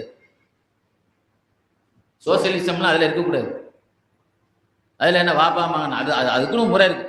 உங்க வாப்பா ஒரு பொருளை சாப்பிட பார்த்தால் நீ அதை எடுக்காதே, அவர் ஆசைப்படுவார் திங்கிறதுக்கு அப்படின்னு சொன்னாங்க. அதுலயும் குறிப்பாக அவர் பேர் சொல்லி கூப்பிடாத. இன்னைக்கு என்ன மம்மி மம்மின்னு சிலவங்க பேரே பெருமையை தமாசுக்கு பேரையே சொல்லி கூப்பிடுறது, அதெல்லாம் மேற்கத்திய கலாச்சாரம் சொல்லி அதெல்லாம் அந்த கால வழக்கங்கிறான். அதே மாதிரி அபூ ஹுரைரா சொல்லுவாங்க, எஸ்டா சொல்லுவாங்க, அதாவது உங்க வாப்பா கீழே நிற்கும் போது நீ மேல நடக்காதே, அதுல மேல உள்ள டஸ்ட் கீழே உள்ற மாதிரி இருந்தா நீ மேல நடக்காதே. இப்படிலாம் ஒரு தகப்பன் ஒரு பெரிய மனுஷனுக்கு எப்படி நடக்கணும். ரசூலுல்லாஹ்வுடைய சபையில பால் வந்து ரசூலுல்லாஹ் எப்பவுமே பாலை குடிச்சிட்டு வலது பக்கம் கொடுக்கறதுதான் பழக்கம். அன்னைக்கு பார்க்க வலது பக்கத்துல ஒரு சின்ன பையன் இருக்கிறாரு, இடது பக்கத்துல தான் ஒரு அபூபக்கர் சித்திக் இருக்கிறாங்க. சில கிதாபுல வருது பெரியவர்கள் வயசானவர் இருந்தாங்க. ரசூலுல்லாஹ் சொன்னாங்களாம் அந்த சின்ன பையன்ட்ட, தம்பி எனக்கு இந்த பெரிய மனுஷனுக்கு கொடுக்க ஆசைப்படுறேன், நீ அனுமதி தரியான்னு கேட்டாங்க. அப்போ ஒரு பெரிய மனுஷனுக்கு மரியாதை கொடுக்கணும்னு ஆசைப்படுறாங்க பார்த்தீங்களா ஸல்லல்லாஹு அலைஹி வஸல்லம். அருமையானவர்களே, ரசூலுல்லாஹ்ட்ட ஒரு வயசான பாட்டி வந்துச்சு, ஜஸ்ஸாமா அந்த அம்மா பேர், ஜஸ்ஸாமத்துல் மஸ்னியான் பேர் அந்த அம்மா பேர். என்ன பேரு? ஜஸ்ஸாமத்துல் மஸ்னியான் பேர். ரசூலுல்லாஹ் பேர் மாத்தி வச்சாங்க. பாட்டி உங்க பேர் என்ன? ஜஸ்ஸாம். ஹஸ்ஸானான்னு வைங்க அப்படின்னு. கிளவியான பேர் எனக்கு பேரை மாத்தித்தான் ஆகணும். ரசூல்லா சொன்னா ஹஸ்ஸானான்னு வைங்க, ஹஸ்ஸானத்துல் மஸ்னியான்னு வைங்க. பார்த்த உடனே நல்ல இருக்கீங்களா பாட்டியம்மா, நல்ல இருக்கீங்களா, ரொம்ப நாள் ஆச்சு மக்கால வச்சு உங்களை பார்த்தது. மதீனாவுக்கு வந்த பிறகு இப்ப மக்கா எப்படி இருக்கு, நம்ம வந்த பிறகு ஊர் எப்படி இருக்கு, ரொம்ப பயங்கரமா விசாரிக்கிறாங்க. ஸல்லல்லாஹு ஆயிஷா நைட் வந்து பார்த்துக்கிட்டே இருக்கிறாங்க. ரசூலுல்லாஹ் பயங்கரமா விசாரிக்கிறாங்க. சும்மா இருக்கீங்களா அப்படின்னு ரொம்ப ஒரு வயசான பாட்டியை போட்டு விசாரிப்பு பயங்கரமான விசாரிப்பு. போனவன கேட்டாங்களாம், இந்த கிழவி யாருங்க அப்படின்னு கேட்டாங்க. இந்த வயசான பாட்டி யாரு, விசாரிப்புலாம் பலமா இருக்க நாயகமே யாரு? ஹதீஜா நான் இருக்கிற போது இந்த அம்மா வரும் அடிக்கடி. ஹதீஜா நான் இருக்கிற காலத்துல இந்த அம்மா அடிக்கடி வரும். அந்த பிரியத்துல நான் அந்த அம்மாட்ட விசாரிக்கிறேன்னு சொன்னாங்க. எவ்வளவு பெரிய பாசமான நபி. வயசான பெரியவங்கள்ட்ட எப்படி நடக்கணும் அப்படிங்கிறத எவ்வளவு சொல்லி கொடுக்குறாங்க பாருங்க. ஸல்லல்லாஹு அலைஹி வஸல்லம் ஒரு ஆள் ரசூலுல்லாஹ்ட்ட வந்து சொன்னாரு, யார் ரசூலுல்லாஹ், 6 மைல் என்னுடைய முதுகுல என் தாயை எத்தனை மைல்? 6 மைல். 6 மைல் சொன்னா எத்தனை கிலோமீட்டர்? ஒரு மைல் 1.5 கிலோமீட்டர் இல்லைங்க. அப்போ 6 மைலுக்கு தோல்ல பாலைவனத்துல சுட்டரிக்கிற மணல்ல ஒரு இறைச்சியை போட்டா கூட பொரிச்ச கறியா மாறிடும். அவ்வளவு ஹீட்ல 6 மைல்ல என் தோல்ல தூக்கி வச்சுட்டு நான் தாயா நடந்திருக்கிறேன். என் தாய்க்கு செய்ய வேண்டிய கடமையை நான் செய்துட்டேனா அப்படின்னு கேட்டாங்க.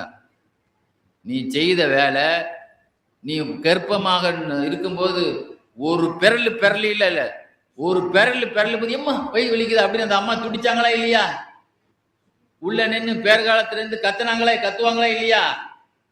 தல்கத்தின் வாஹிதா, ஒரு தடவை நீ ஒரு வலி உண்டாக்குச்சு பத்தியா, ஒரு வலிக்கு போதும், அது அவ்வளவுதான் ஆகும். நீ 6 மைலுக்கு தூக்கிட்டு அலைஞ்சி அந்த வயசான அம்மாவை, கிளவி தூக்கிட்டு அலைஞ்சி அம்மாவை ஒரு தடவை எம்மான்னு கத்திச்சாங்கல்ல, அந்த வலி தாங்க முடியாம, அந்த ஒரு வலிக்குத்தான் ஈடாகும். இன்னொரு ஆளு சொன்னாரு, யார ரசூலுல்லாஹ், எனக்கு ஒரு தாய் இருக்காங்க, அவங்களுக்கு நான் தான் ஒழுவு செய்து விடுறேன், நான் தான் என்ன செய்யறேன், சோறு ஊட்டுறேன், நான் தான் தண்ணி எல்லாமே நான் தான் என்ன செய்யறேன், தோல்ல சுமக்கிறேன், நான் தான் எல்லா வருஷ கணக்கா நான் செய்துட்டு இருக்கிறேன், அவங்களுக்கு செய்ய வேண்டிய கடமையை செய்துட்டேனா அப்படின்னு கேட்டதுக்கு ரசூலுல்லாஹ் சொன்னாங்க, நீ செய்யற, ஆனா அவங்க உனக்கு செய்யும்போது என் புள்ள 100 வயசுக்கு இருக்கணும்னு ஆசைப்பட்டு செய்தாங்க. அவங்க செய்யும்போது என்ன, என் புள்ள 100 வயசுக்கு இருக்கணும், நம்ம காலம்லாம் முடிஞ்சிருச்சு அப்படித்தானே நினைக்கிறாங்க. நிறைய பேர் காயல்படுத்தல ஒரு அம்மா, என்கிட்ட ஒரு பையன் ஓதனா, அவனுக்கு கிட்னி ஃபெயிலியர் ஆயிடுச்சு, அவங்க அம்மா கிட்னி கொடுத்தாங்க. என்னங்க, அதுவும் ஃபெயிலியர் ஆகி, அது 2வது விஷயம். அந்த மனசு வருது பாருங்க, என் புள்ள வாழ்க்கையில இருக்க, நம்ம போனாலும் பரவாயில்லைன்னு தூக்கி கொடுத்தாங்க பாருங்க. அதுதான் தாய். ஏன்னா எதுக்கு சொல்றேன்னா, ரசூலுல்லாஹ் சொல்றாங்க, அவங்க 100 வயசுக்கு என் புள்ள இருக்கணும், அவன் நல்ல பொண்ணு பார்த்து கல்யாணம் முடிக்கணும், என் பிள்ளைக்கு நல்ல பொண்ணு பார்க்கணும், நல்ல படிக்க வைக்கணும், அவன் நல்ல மாதிரி பேர பிள்ளை பெறணும், அப்படிலாம் பிள்ளைகளுடைய எதிர்காலத்துக்காக வேண்டியே கஷ்டப்பட்டாங்க. நீ இப்போ தூக்கிட்டு சோறு கொடுக்குறியா, 1 வருஷம் ஆயிடுச்சு, அடுத்த வருஷமா ஈமான் சலாம் வந்தா போய் சேரட்டும் அப்படின்னு நினைச்சு சாவ டேட்டு பார்த்தா கொடுத்துட்டு இருக்க. நீ துவா செய்யுங்க, எங்க அம்மா ரொம்ப கஷ்டப்படுறாங்க, ஈமான் சலாமத்துன்னு போய் சேரட்டும் அப்படின்னு சொல்லி மௌத்தை எதிர்பார்த்து கொடுக்குற. ஆனா அவங்க உன் ஹயாத்தை எதிர்பார்த்து தந்தாங்க உனக்கு. இருந்தாலும் உன் செய்த கூலிக்கு அல்லாட்ட அதிக நன்மை இருக்குன்னு சொன்னாங்க ஸல்லல்லாஹு அலைஹி வஸல்லம். அப்போ வயசானவங்கள்ட்ட எப்படி நடக்கணும் அப்படிங்கிறத ரசூலுல்லாஹ்ட்ட மக்காவில இருந்து ஒரு ஆள் வந்தார், மதீனாவுக்கே வந்துட்டார், ஓடி வந்துட்டார் ரசூலுல்லாஹ்வுடைய காதல்ல.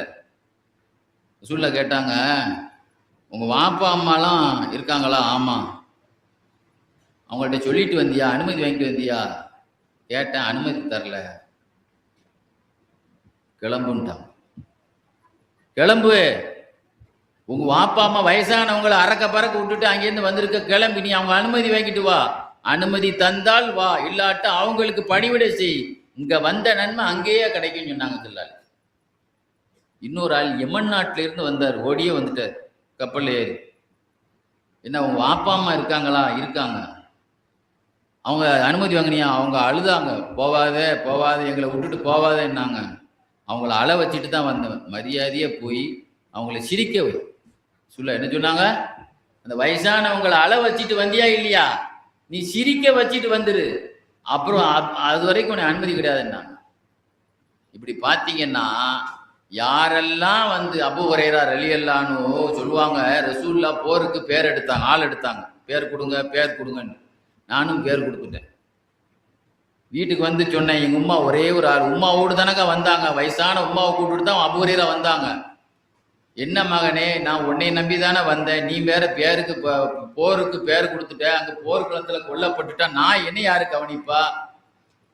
இல்ல இல்ல, ரசூலுல்லாஹ் விட்டுட்டு நான் இருக்க மாட்டேன், போருக்கு போயிடுவேன். தன்னுடைய மார்பை காட்டி சொன்னாங்க, இந்த இடத்துல இருந்து நெஞ்சில இருந்து உனக்கு தாய்ப்பால் தந்த உரிமையில கேட்கிறேன், என்னைய விட்டுட்டு போவாத, என்னை தனியா விட்டுட்டு போவாதன்னா. அந்த சென்டிமெண்ட்டுக்கெல்லாம் அவர் பயப்படவே இல்லை. தாய்ப்பாலை காட்டி உரிமையை பேசி கூட அந்த சென்டிமெண்ட்டுக்கெல்லாம் ரசூலுல்லாஹ் தான் எங்களுக்கு பெருசுன்னார். நேர ரசூலுல்லாஹ்ட்ட போனாங்க. யார் ரசூலுல்லாஹ், என் மகன் பேர் கொடுத்துருக்கிறாரு, அவரை நம்பி தானே நான் வந்திருக்கேன், என்னை யார் கவனிப்பா? நான் அவர் ரொம்ப உறுதியா இருக்காரு, கடைசியில என்னுடைய நெஞ்ச காட்டி நான் தாய்ப்பால் தந்த உரிமையில கேட்கிறேன், நீ போவாத என்ன? அப்படி இருந்து அவர் போறாங்கிறாரு. சொல்லிட்டு இல்ல, நான் பார்த்துக்கிறேன், அவர் வரமாட்டார், நான் பார்த்துக்கிறேன், நீங்க போங்கம்மான்ட்டாங்க ஸல்லல்லாஹு அலைஹி வஸல்லம். அபூ ஹுரைரா கேன்சல் அப்படின்ட்டாங்க சபையில, நீ போருக்கெல்லாம் வர வேண்டான்ட்டான். அபூ ஹுரைரா சொல்லுவாங்க, எனக்கு விளங்கிட்டு எங்க உம்மா போய் கதையை ஊதிட்டாங்கன்னு விளங்கிட்டேன் நான் சொன்னேன்.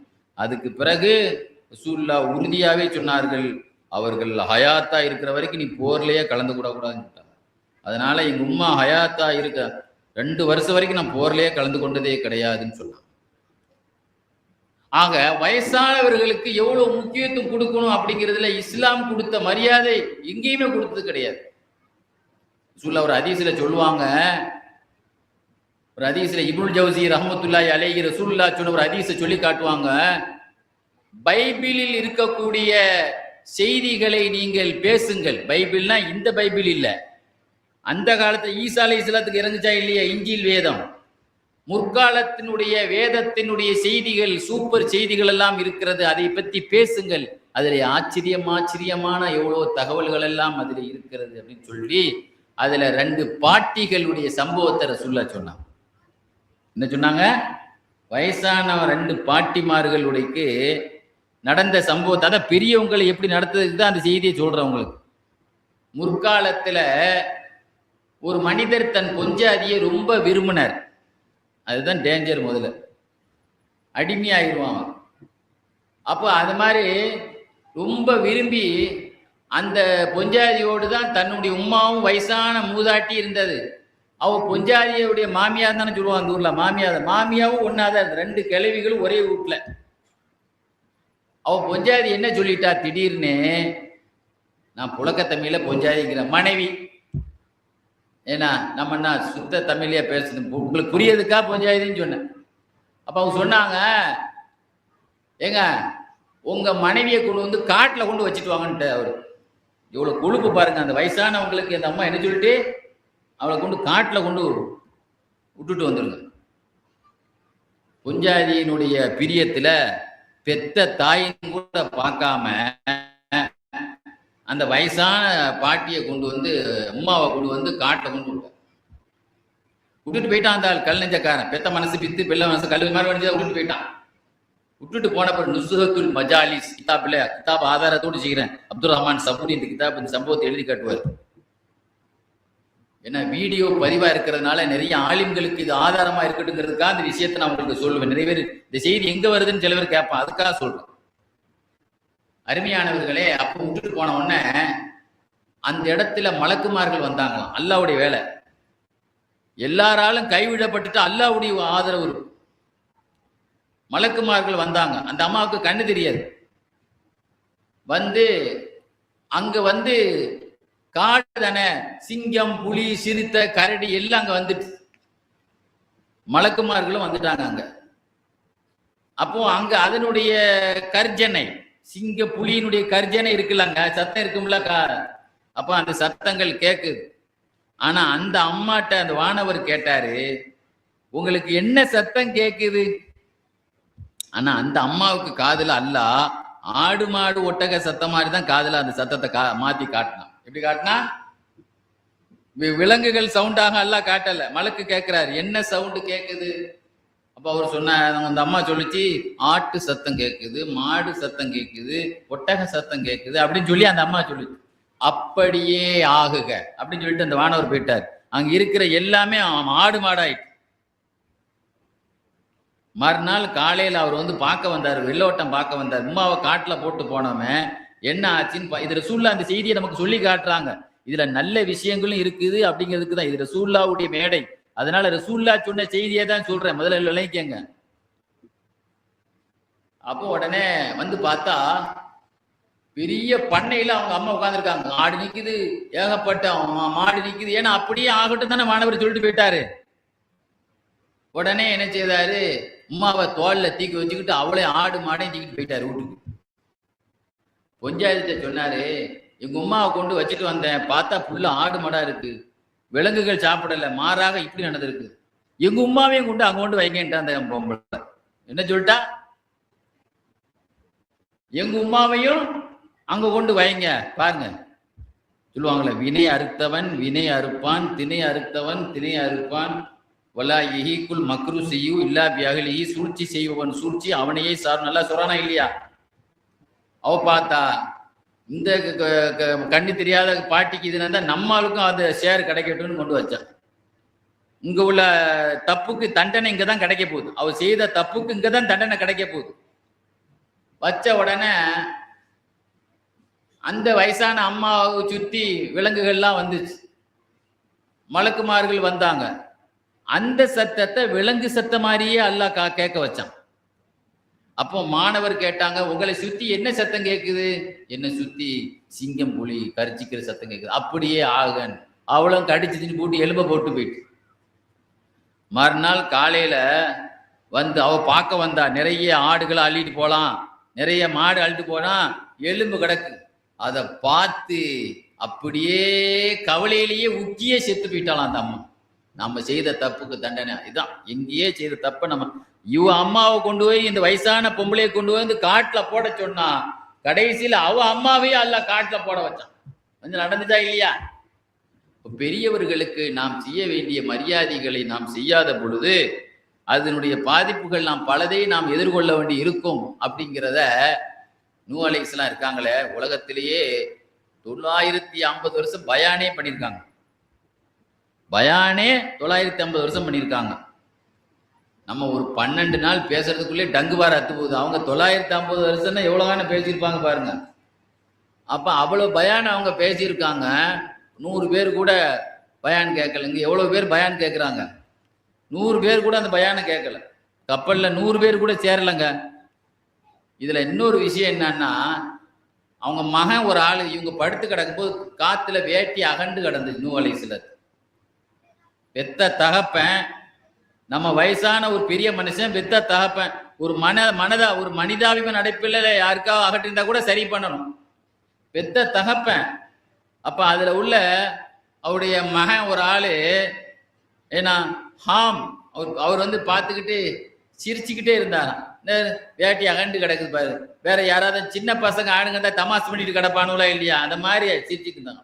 முழிச்சு பார்த்துட்டு தன்னுடைய பிள்ளையே தன்னை கேவலமா சிரிச்சிருக்கான்னு கேள்விப்பட்டு மேலே இருக்கக்கூடிய மாடியில இருந்த மற்ற பிள்ளைங்க வந்து அடிச்சாங்களாம். நம்ம வாப்பா படுத்து கிடக்குறாங்க, வேட்டி அகண்டு இருக்கு, அதை சரி பண்ணாம நீ இந்த மாதிரி இது பண்ணிய அப்படின்னு சொல்லி மற்றவங்க வந்து சத்தம் போட்டிருக்காங்க. அண்ணமார்கள் மற்ற 3 மகன்கள் இருக்காங்கல்ல, அவங்களுக்கு வரத வேதனைப்பட்டு அல்லாஹ் உன்னைய மூஞ்ச கருப்பாக்கட்டும். அதனாலதான் கருப்பர்கள் எல்லாம் அந்த சாபத்தில் பிறந்தவர்கள் எழுதுவாங்க.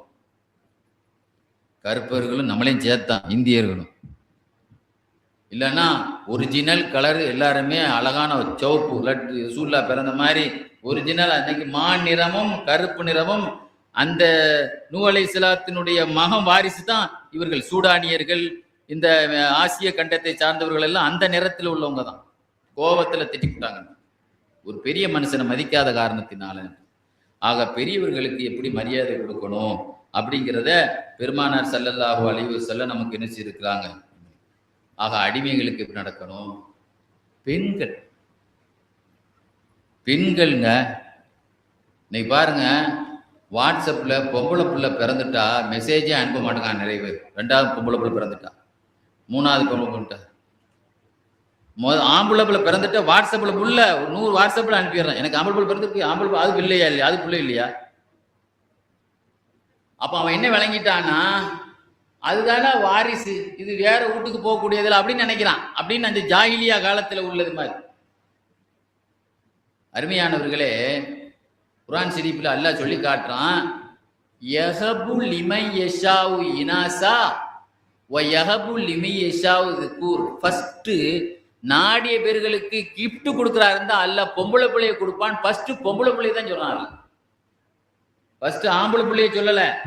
அதனாலதான் தப்சீல் எழுதியிருப்பாங்க, அல்லாவே ஃபர்ஸ்ட் சொல்லியிருப்பது பொம்பளை பிள்ளை தான். அப்ப உண்மையிலேயே அது பரக்கத்தானது அப்படிங்கிறத அங்க சொல்லியிருப்பாங்க. அருமையானவர்களே, ரசூலுல்லாஹ் சொல்லுவாங்க, பொம்பளை பிள்ளையை திட்டாதீர்கள், என்னையே அல்லாஹ் பெண் குலத்தின் தந்தையாகத்தான் ஆக்கினான், எனக்கு எல்லாமே பொம்பளை பிள்ளை தான் அப்படின்னு ரசூலுல்லாஹ் சொன்னான். நானே பெண்ணின் தந்தை தான், ஆணின் தந்தை இல்லைன்னு சொன்னான்.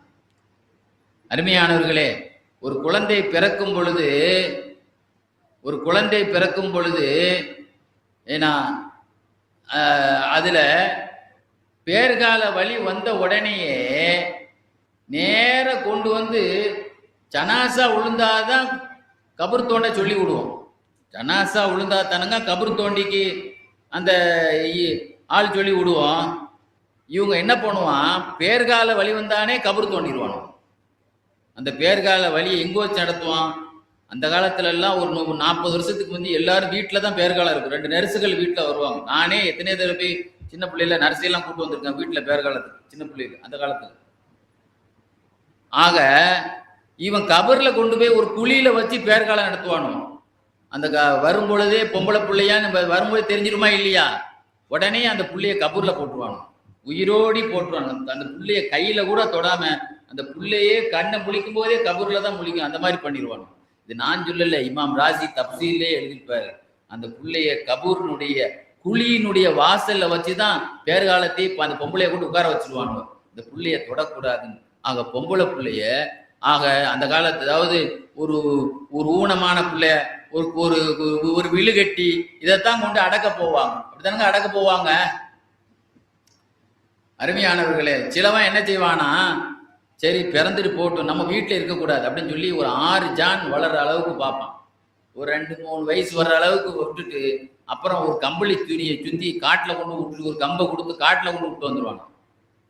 எங்கேயாவது ஆடு மேய்ச்சிக்கிட்டு எங்கேயாவது கிடக்கணும், காட்டுவாசியா வாழட்டும்.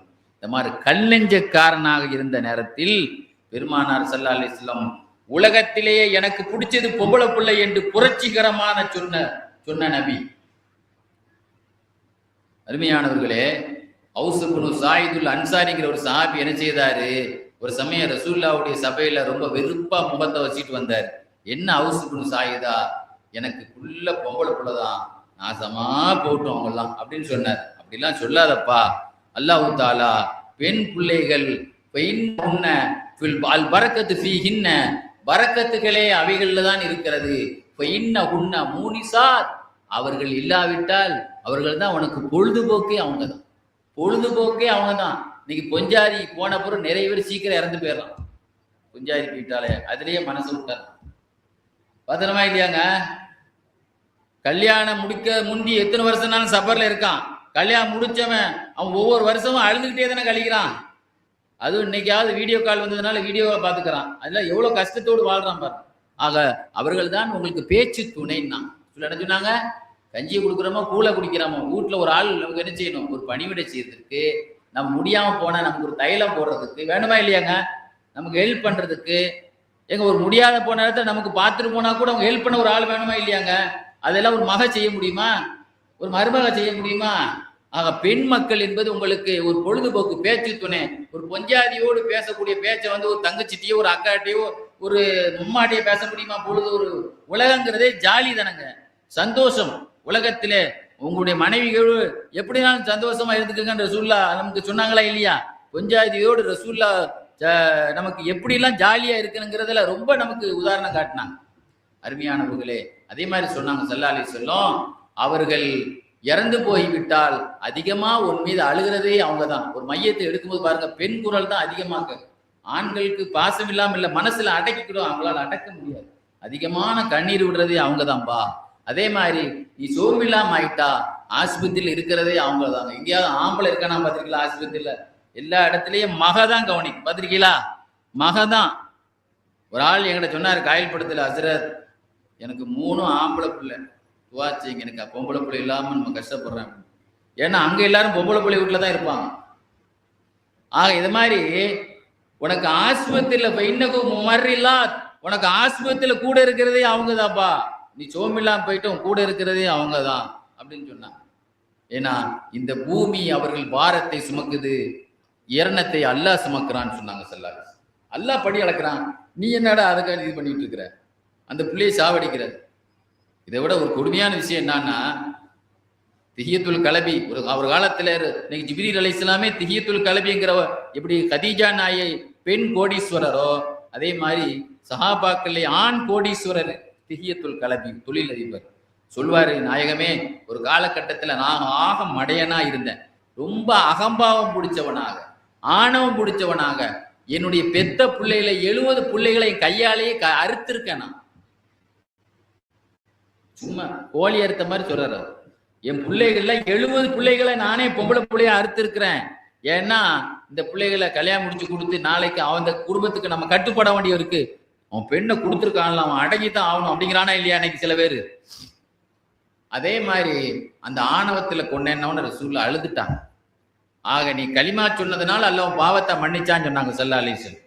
அதே மாதிரி ஒரு மனிதர் சொன்னார், யா ரசூலுல்லாஹ் இந்த மலையில இருந்து என்னுடைய பொம்பளை பிள்ளைய 12 பிள்ளையை தூக்கி எரிஞ்சிருக்கேன்னு சொன்னார். என்ன சொன்னாரு? 12 பிள்ளைகளை தூக்கி தூக்கி எரிஞ்சிருக்கேன். ரசூல் ஸல்லல்லாஹு அலைஹி வஸல்லம் அந்த மலையில வந்து சொன்னாங்க, ஏன்னா அதுக்காக நீ 12 பேரை விடுதலை பண்ண, நரகத்துல நீ 12 அடிமைகளை விடுதலை செய் அப்படின்னு சொல்லி ரசூலுல்லாஹ் சத்தம் போட்டாங்க. ஏ பிள்ளைகளே, உங்க தகப்பனோடு இருக்க விரும்புறீர்களா? நபித்துவ பார்வையில பேசினாங்க. அல்லது உங்க இடத்திலே இருக்கிறீங்களா? இல்ல, அல்லாஹ் எங்களை நல்ல நிலையில வச்சிருக்கான அங்கேயே இருந்துக்கிறோம்னு சொல்லி அந்த சத்தம் கேட்டுச்சான் அந்த மலையில. இது மாதிரி இதை விட கொடுமையான விஷயம் என்ன தெரியுமா? தப்சீர்ல சமர்கந்தி இமாம் எழுதுவாங்க, ஒரு மனிதர் ரசூலுல்லாஹ்ட்ட வந்து சொன்னாரு, யா ரசூலுல்லாஹ் நான் அறியாமை காலத்துல மடையனா இருக்கும்போது ஒரு தப்பு பண்ணேன்.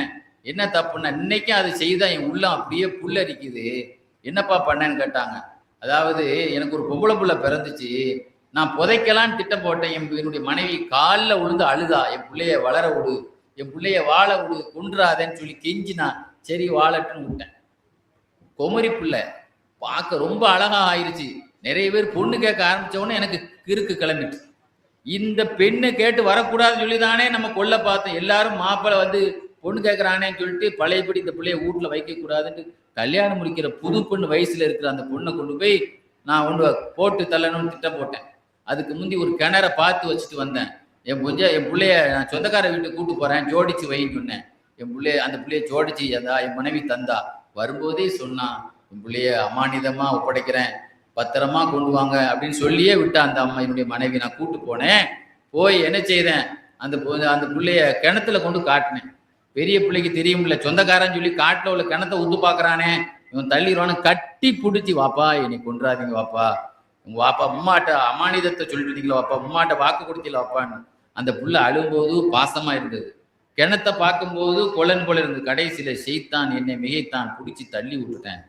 அந்த புள்ள கீழே விழும்போதே கத்தல் தண்ணி யாப்பா வாபி, என்னைய கொன்னிட்டிய வாப்பான்னு சொல்லியே சத்தம் அப்படின்னு.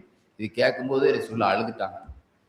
எனக்கு மாத்திரம் பழைய கணக்குகளுக்கு தண்டனை கொடுக்கக்கூடிய, இஸ்லாத்துக்கு முந்தால் செய்த தப்புக்கு தண்டனை கொடுக்கிற அதிகாரத்தை அல்லாஹ் தந்தா கப்புத்துக்க படுவா, கடுமையா உன்னை நடவடிக்கை எடுத்துருவேன்னு சொன்னான். இந்த மாதிரி எல்லாம் நிறைய பேர். இதை விட ஒரே ஒரு செய்தி சொல்லி முடிக்கிறேன். நாஜியான்னு ஒரு சஹாபி ரசூலுல்லாஹ்ட்ட சொன்னாங்க, யார சொல்லலாம், நான் முஸ்லீம் ஆகிறதுக்கு முந்தி ஒரு நாள் என் ஒட்டகத்தை காணையிலன்னு தேடி போனேன். ஒரு பெரிய மைதானம், அங்க ஒரு பெரிய பங்களா, வாசல்ல ஒரு கிழவன் உட்கார்ந்து இருந்தார். உள்ள இருந்து ஒரு பொம்பளை வந்து, நான் போனது ஒட்டகத்தை காணையிலன்னு தேடி போனேன். உள்ள இருந்து ஒரு பொம்பளை வந்தா, பெரியவரே புள்ள பிறந்துச்சு அப்படின்னு உள்ள இருந்து ஒரு பொம்பளை சொல்றா. இவர் கேட்கிற, என்ன புள்ள? பொம்பளை புள்ளன்னு அங்கேயே வீட்டுக்குள்ளேயே புதைச்சிரு அப்படின்னு சொல்றாரு. உள்ள இருந்து என்ன சொல்றாரு? நான் கவனிச்சுக்கிட்டு சொன்னேன், பெரியவரே அந்த பிள்ளையினுடைய உயிரை நீங்க எங்கிட்ட வித்துருங்க, நான் காசு கொடுத்து வாங்கிட்டு போறேன். நீங்க கபூர் தோண்டாதிய வீட்டுக்குள்ள, நான் உங்கள்கிட்ட பிள்ளைய நான் வாங்கிக்கிறேன். உங்களுக்கு 2 ஒட்டகம் தர்றேன், 2ம் கற்பிணி ஒட்டகம் தர்றேன். குட்டி வேற இருக்கு. இப்ப 4 ஒட்டகம் ஆச்சு. மொத்தம் எத்தனை ஒட்டகம் ஆச்சு?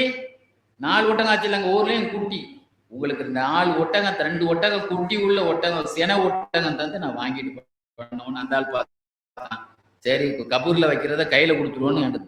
இந்த மாதிரி குழி தோண்டி புதைக்க இருந்த 300 பிள்ளைகளை என்னுடைய சினை ஒட்டகை 2 ஒட்டகை கொடுத்து 300 பிள்ளைய நான் காப்பாத்தி இருக்கிறேன் நாயகமே. நான் களிமா சொல்லாத பொழுதே சமூக சேவையில் இருந்துவேன்.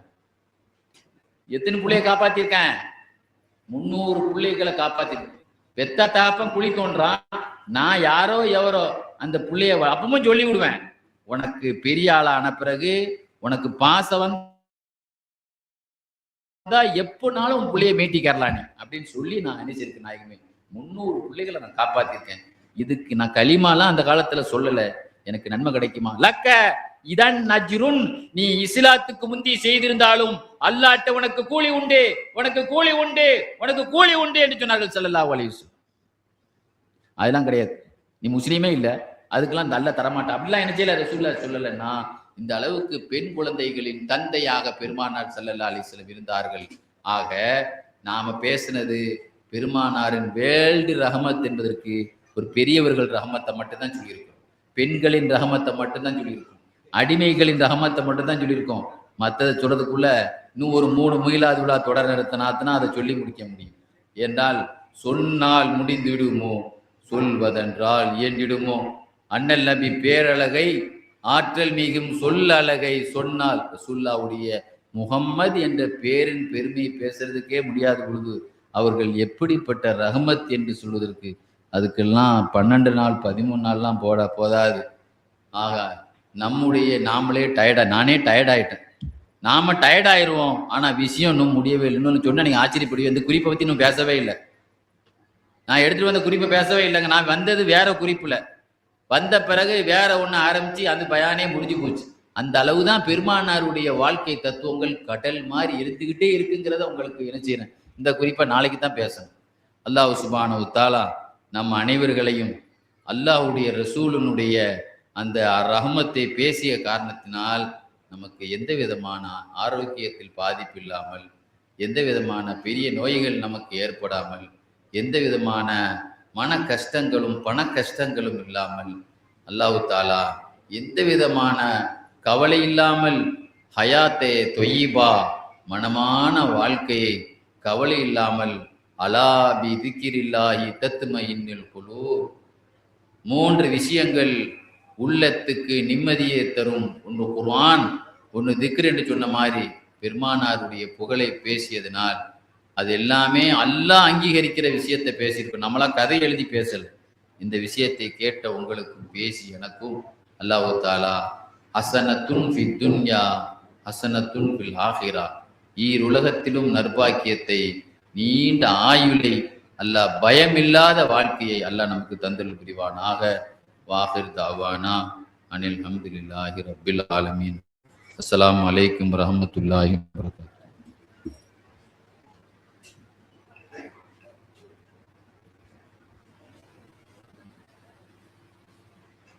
அல்ஹம்துலில்லாஹி ரப்பில் ஆலமீன். அல்லாஹும்ம ஸல்லி அலா சய்யிதினா முஹம்மதின் வ அலா ஆலி சய்யிதினா முஹம்மதின் வபாரிக் வஸல்லிம் அலைஹி. அல்லாஹும்ம இன்னா நஸ்அலுக்கல் அஃப்வ வல் ஆஃபியத வல் முஆஃபாத்து தாயிமத ஃபித்தீனி வத்துன்யா வல் ஆখিরা இன்னக அலா குல்லி ஷைஇன் கதீர். யா அல்லாஹ் எங்களுடைய பிழைகளை பொறுத்தருவாயாக. யா அல்லாஹ் மர்ஹூமாக இருக்கக்கூடிய எங்கள் தாய் தந்தையர்கள், ஹயாத்தா இருக்கக்கூடிய எங்களுடைய பெற்றோருடைய பாவத்தை பொறுத்தருவாயாக. யா அல்லாஹ் எங்களுடைய பிள்ளைகளுக்கு சிறந்த அறிவாற்றலை ஞாபக சக்தியை கொடுப்பாயாக. யா அல்லாஹ் மருத்துவ செலவிலிருந்து எங்களை பாதுகாப்பாயாக. கவலை பயம் கஷ்டம் போன்றது கடன் போன்றதிலிருந்து எங்களை பாதுகாப்பாயாக. செல்லு போன்ற பொழுதுபோக்கான அல்லாஹ்வுக்கு அதாவது பிடிக்காத விஷயங்களிலிருந்து எங்களுடைய வேலைகளில் ஈடுபடாமல் இறைவா எங்களை பாதுகாப்பாயாக. எங்களுடைய தாய் தந்தையர்களுக்கு நீண்ட ஆயுளை கொடுப்பாயாக. பெற்றோர்களுக்கு சிறந்த ஆரோக்கியத்தை கொடுப்பாயாக. யாரெல்லாம் படுத்த படுக்கையாக கஷ்டப்படுகிறார்களோ அவர்களுக்கு ஈமான் சலாமத்தை கொடுப்பாயாக. ரப்பனா ஆத்தினா ஃபித் துன்யா ஹஸனா வ ஃபில் ஆখিরাতি ஹஸனத்தும் வ கினா அஸாபன் நார். ஸல்லல்லாஹு வஸல்லம் அலா கைரி கல்கி சய்யிதினா முஹம்மதின் வ ஆலிஹி வ ஸஹ்பிஹி அஜ்மஈன். ஆமீன். சுப்ஹான ரப்பிக ரப்பில் இஸ்ஸத்தி அம்மா யசிஃபூன் வ ஸலாமுன் அலல் முர்ஸலீன் வல்ஹம்துலில்லாஹி ரப்பில் ஆலமீன். ஸல்லல்லாஹு அலா முஹம்மத் ஸல்லல்லாஹு அலைஹி வஸல்லம். ஸல்லல்லாஹு அலா முஹம்மத் ஸல்லல்லாஹு அலைஹி வஸல்லம். ஸல்லல்லாஹு அலா முஹம்மத் யா ரப்பி ஸல்லி அலைஹி வஸல்லிம்.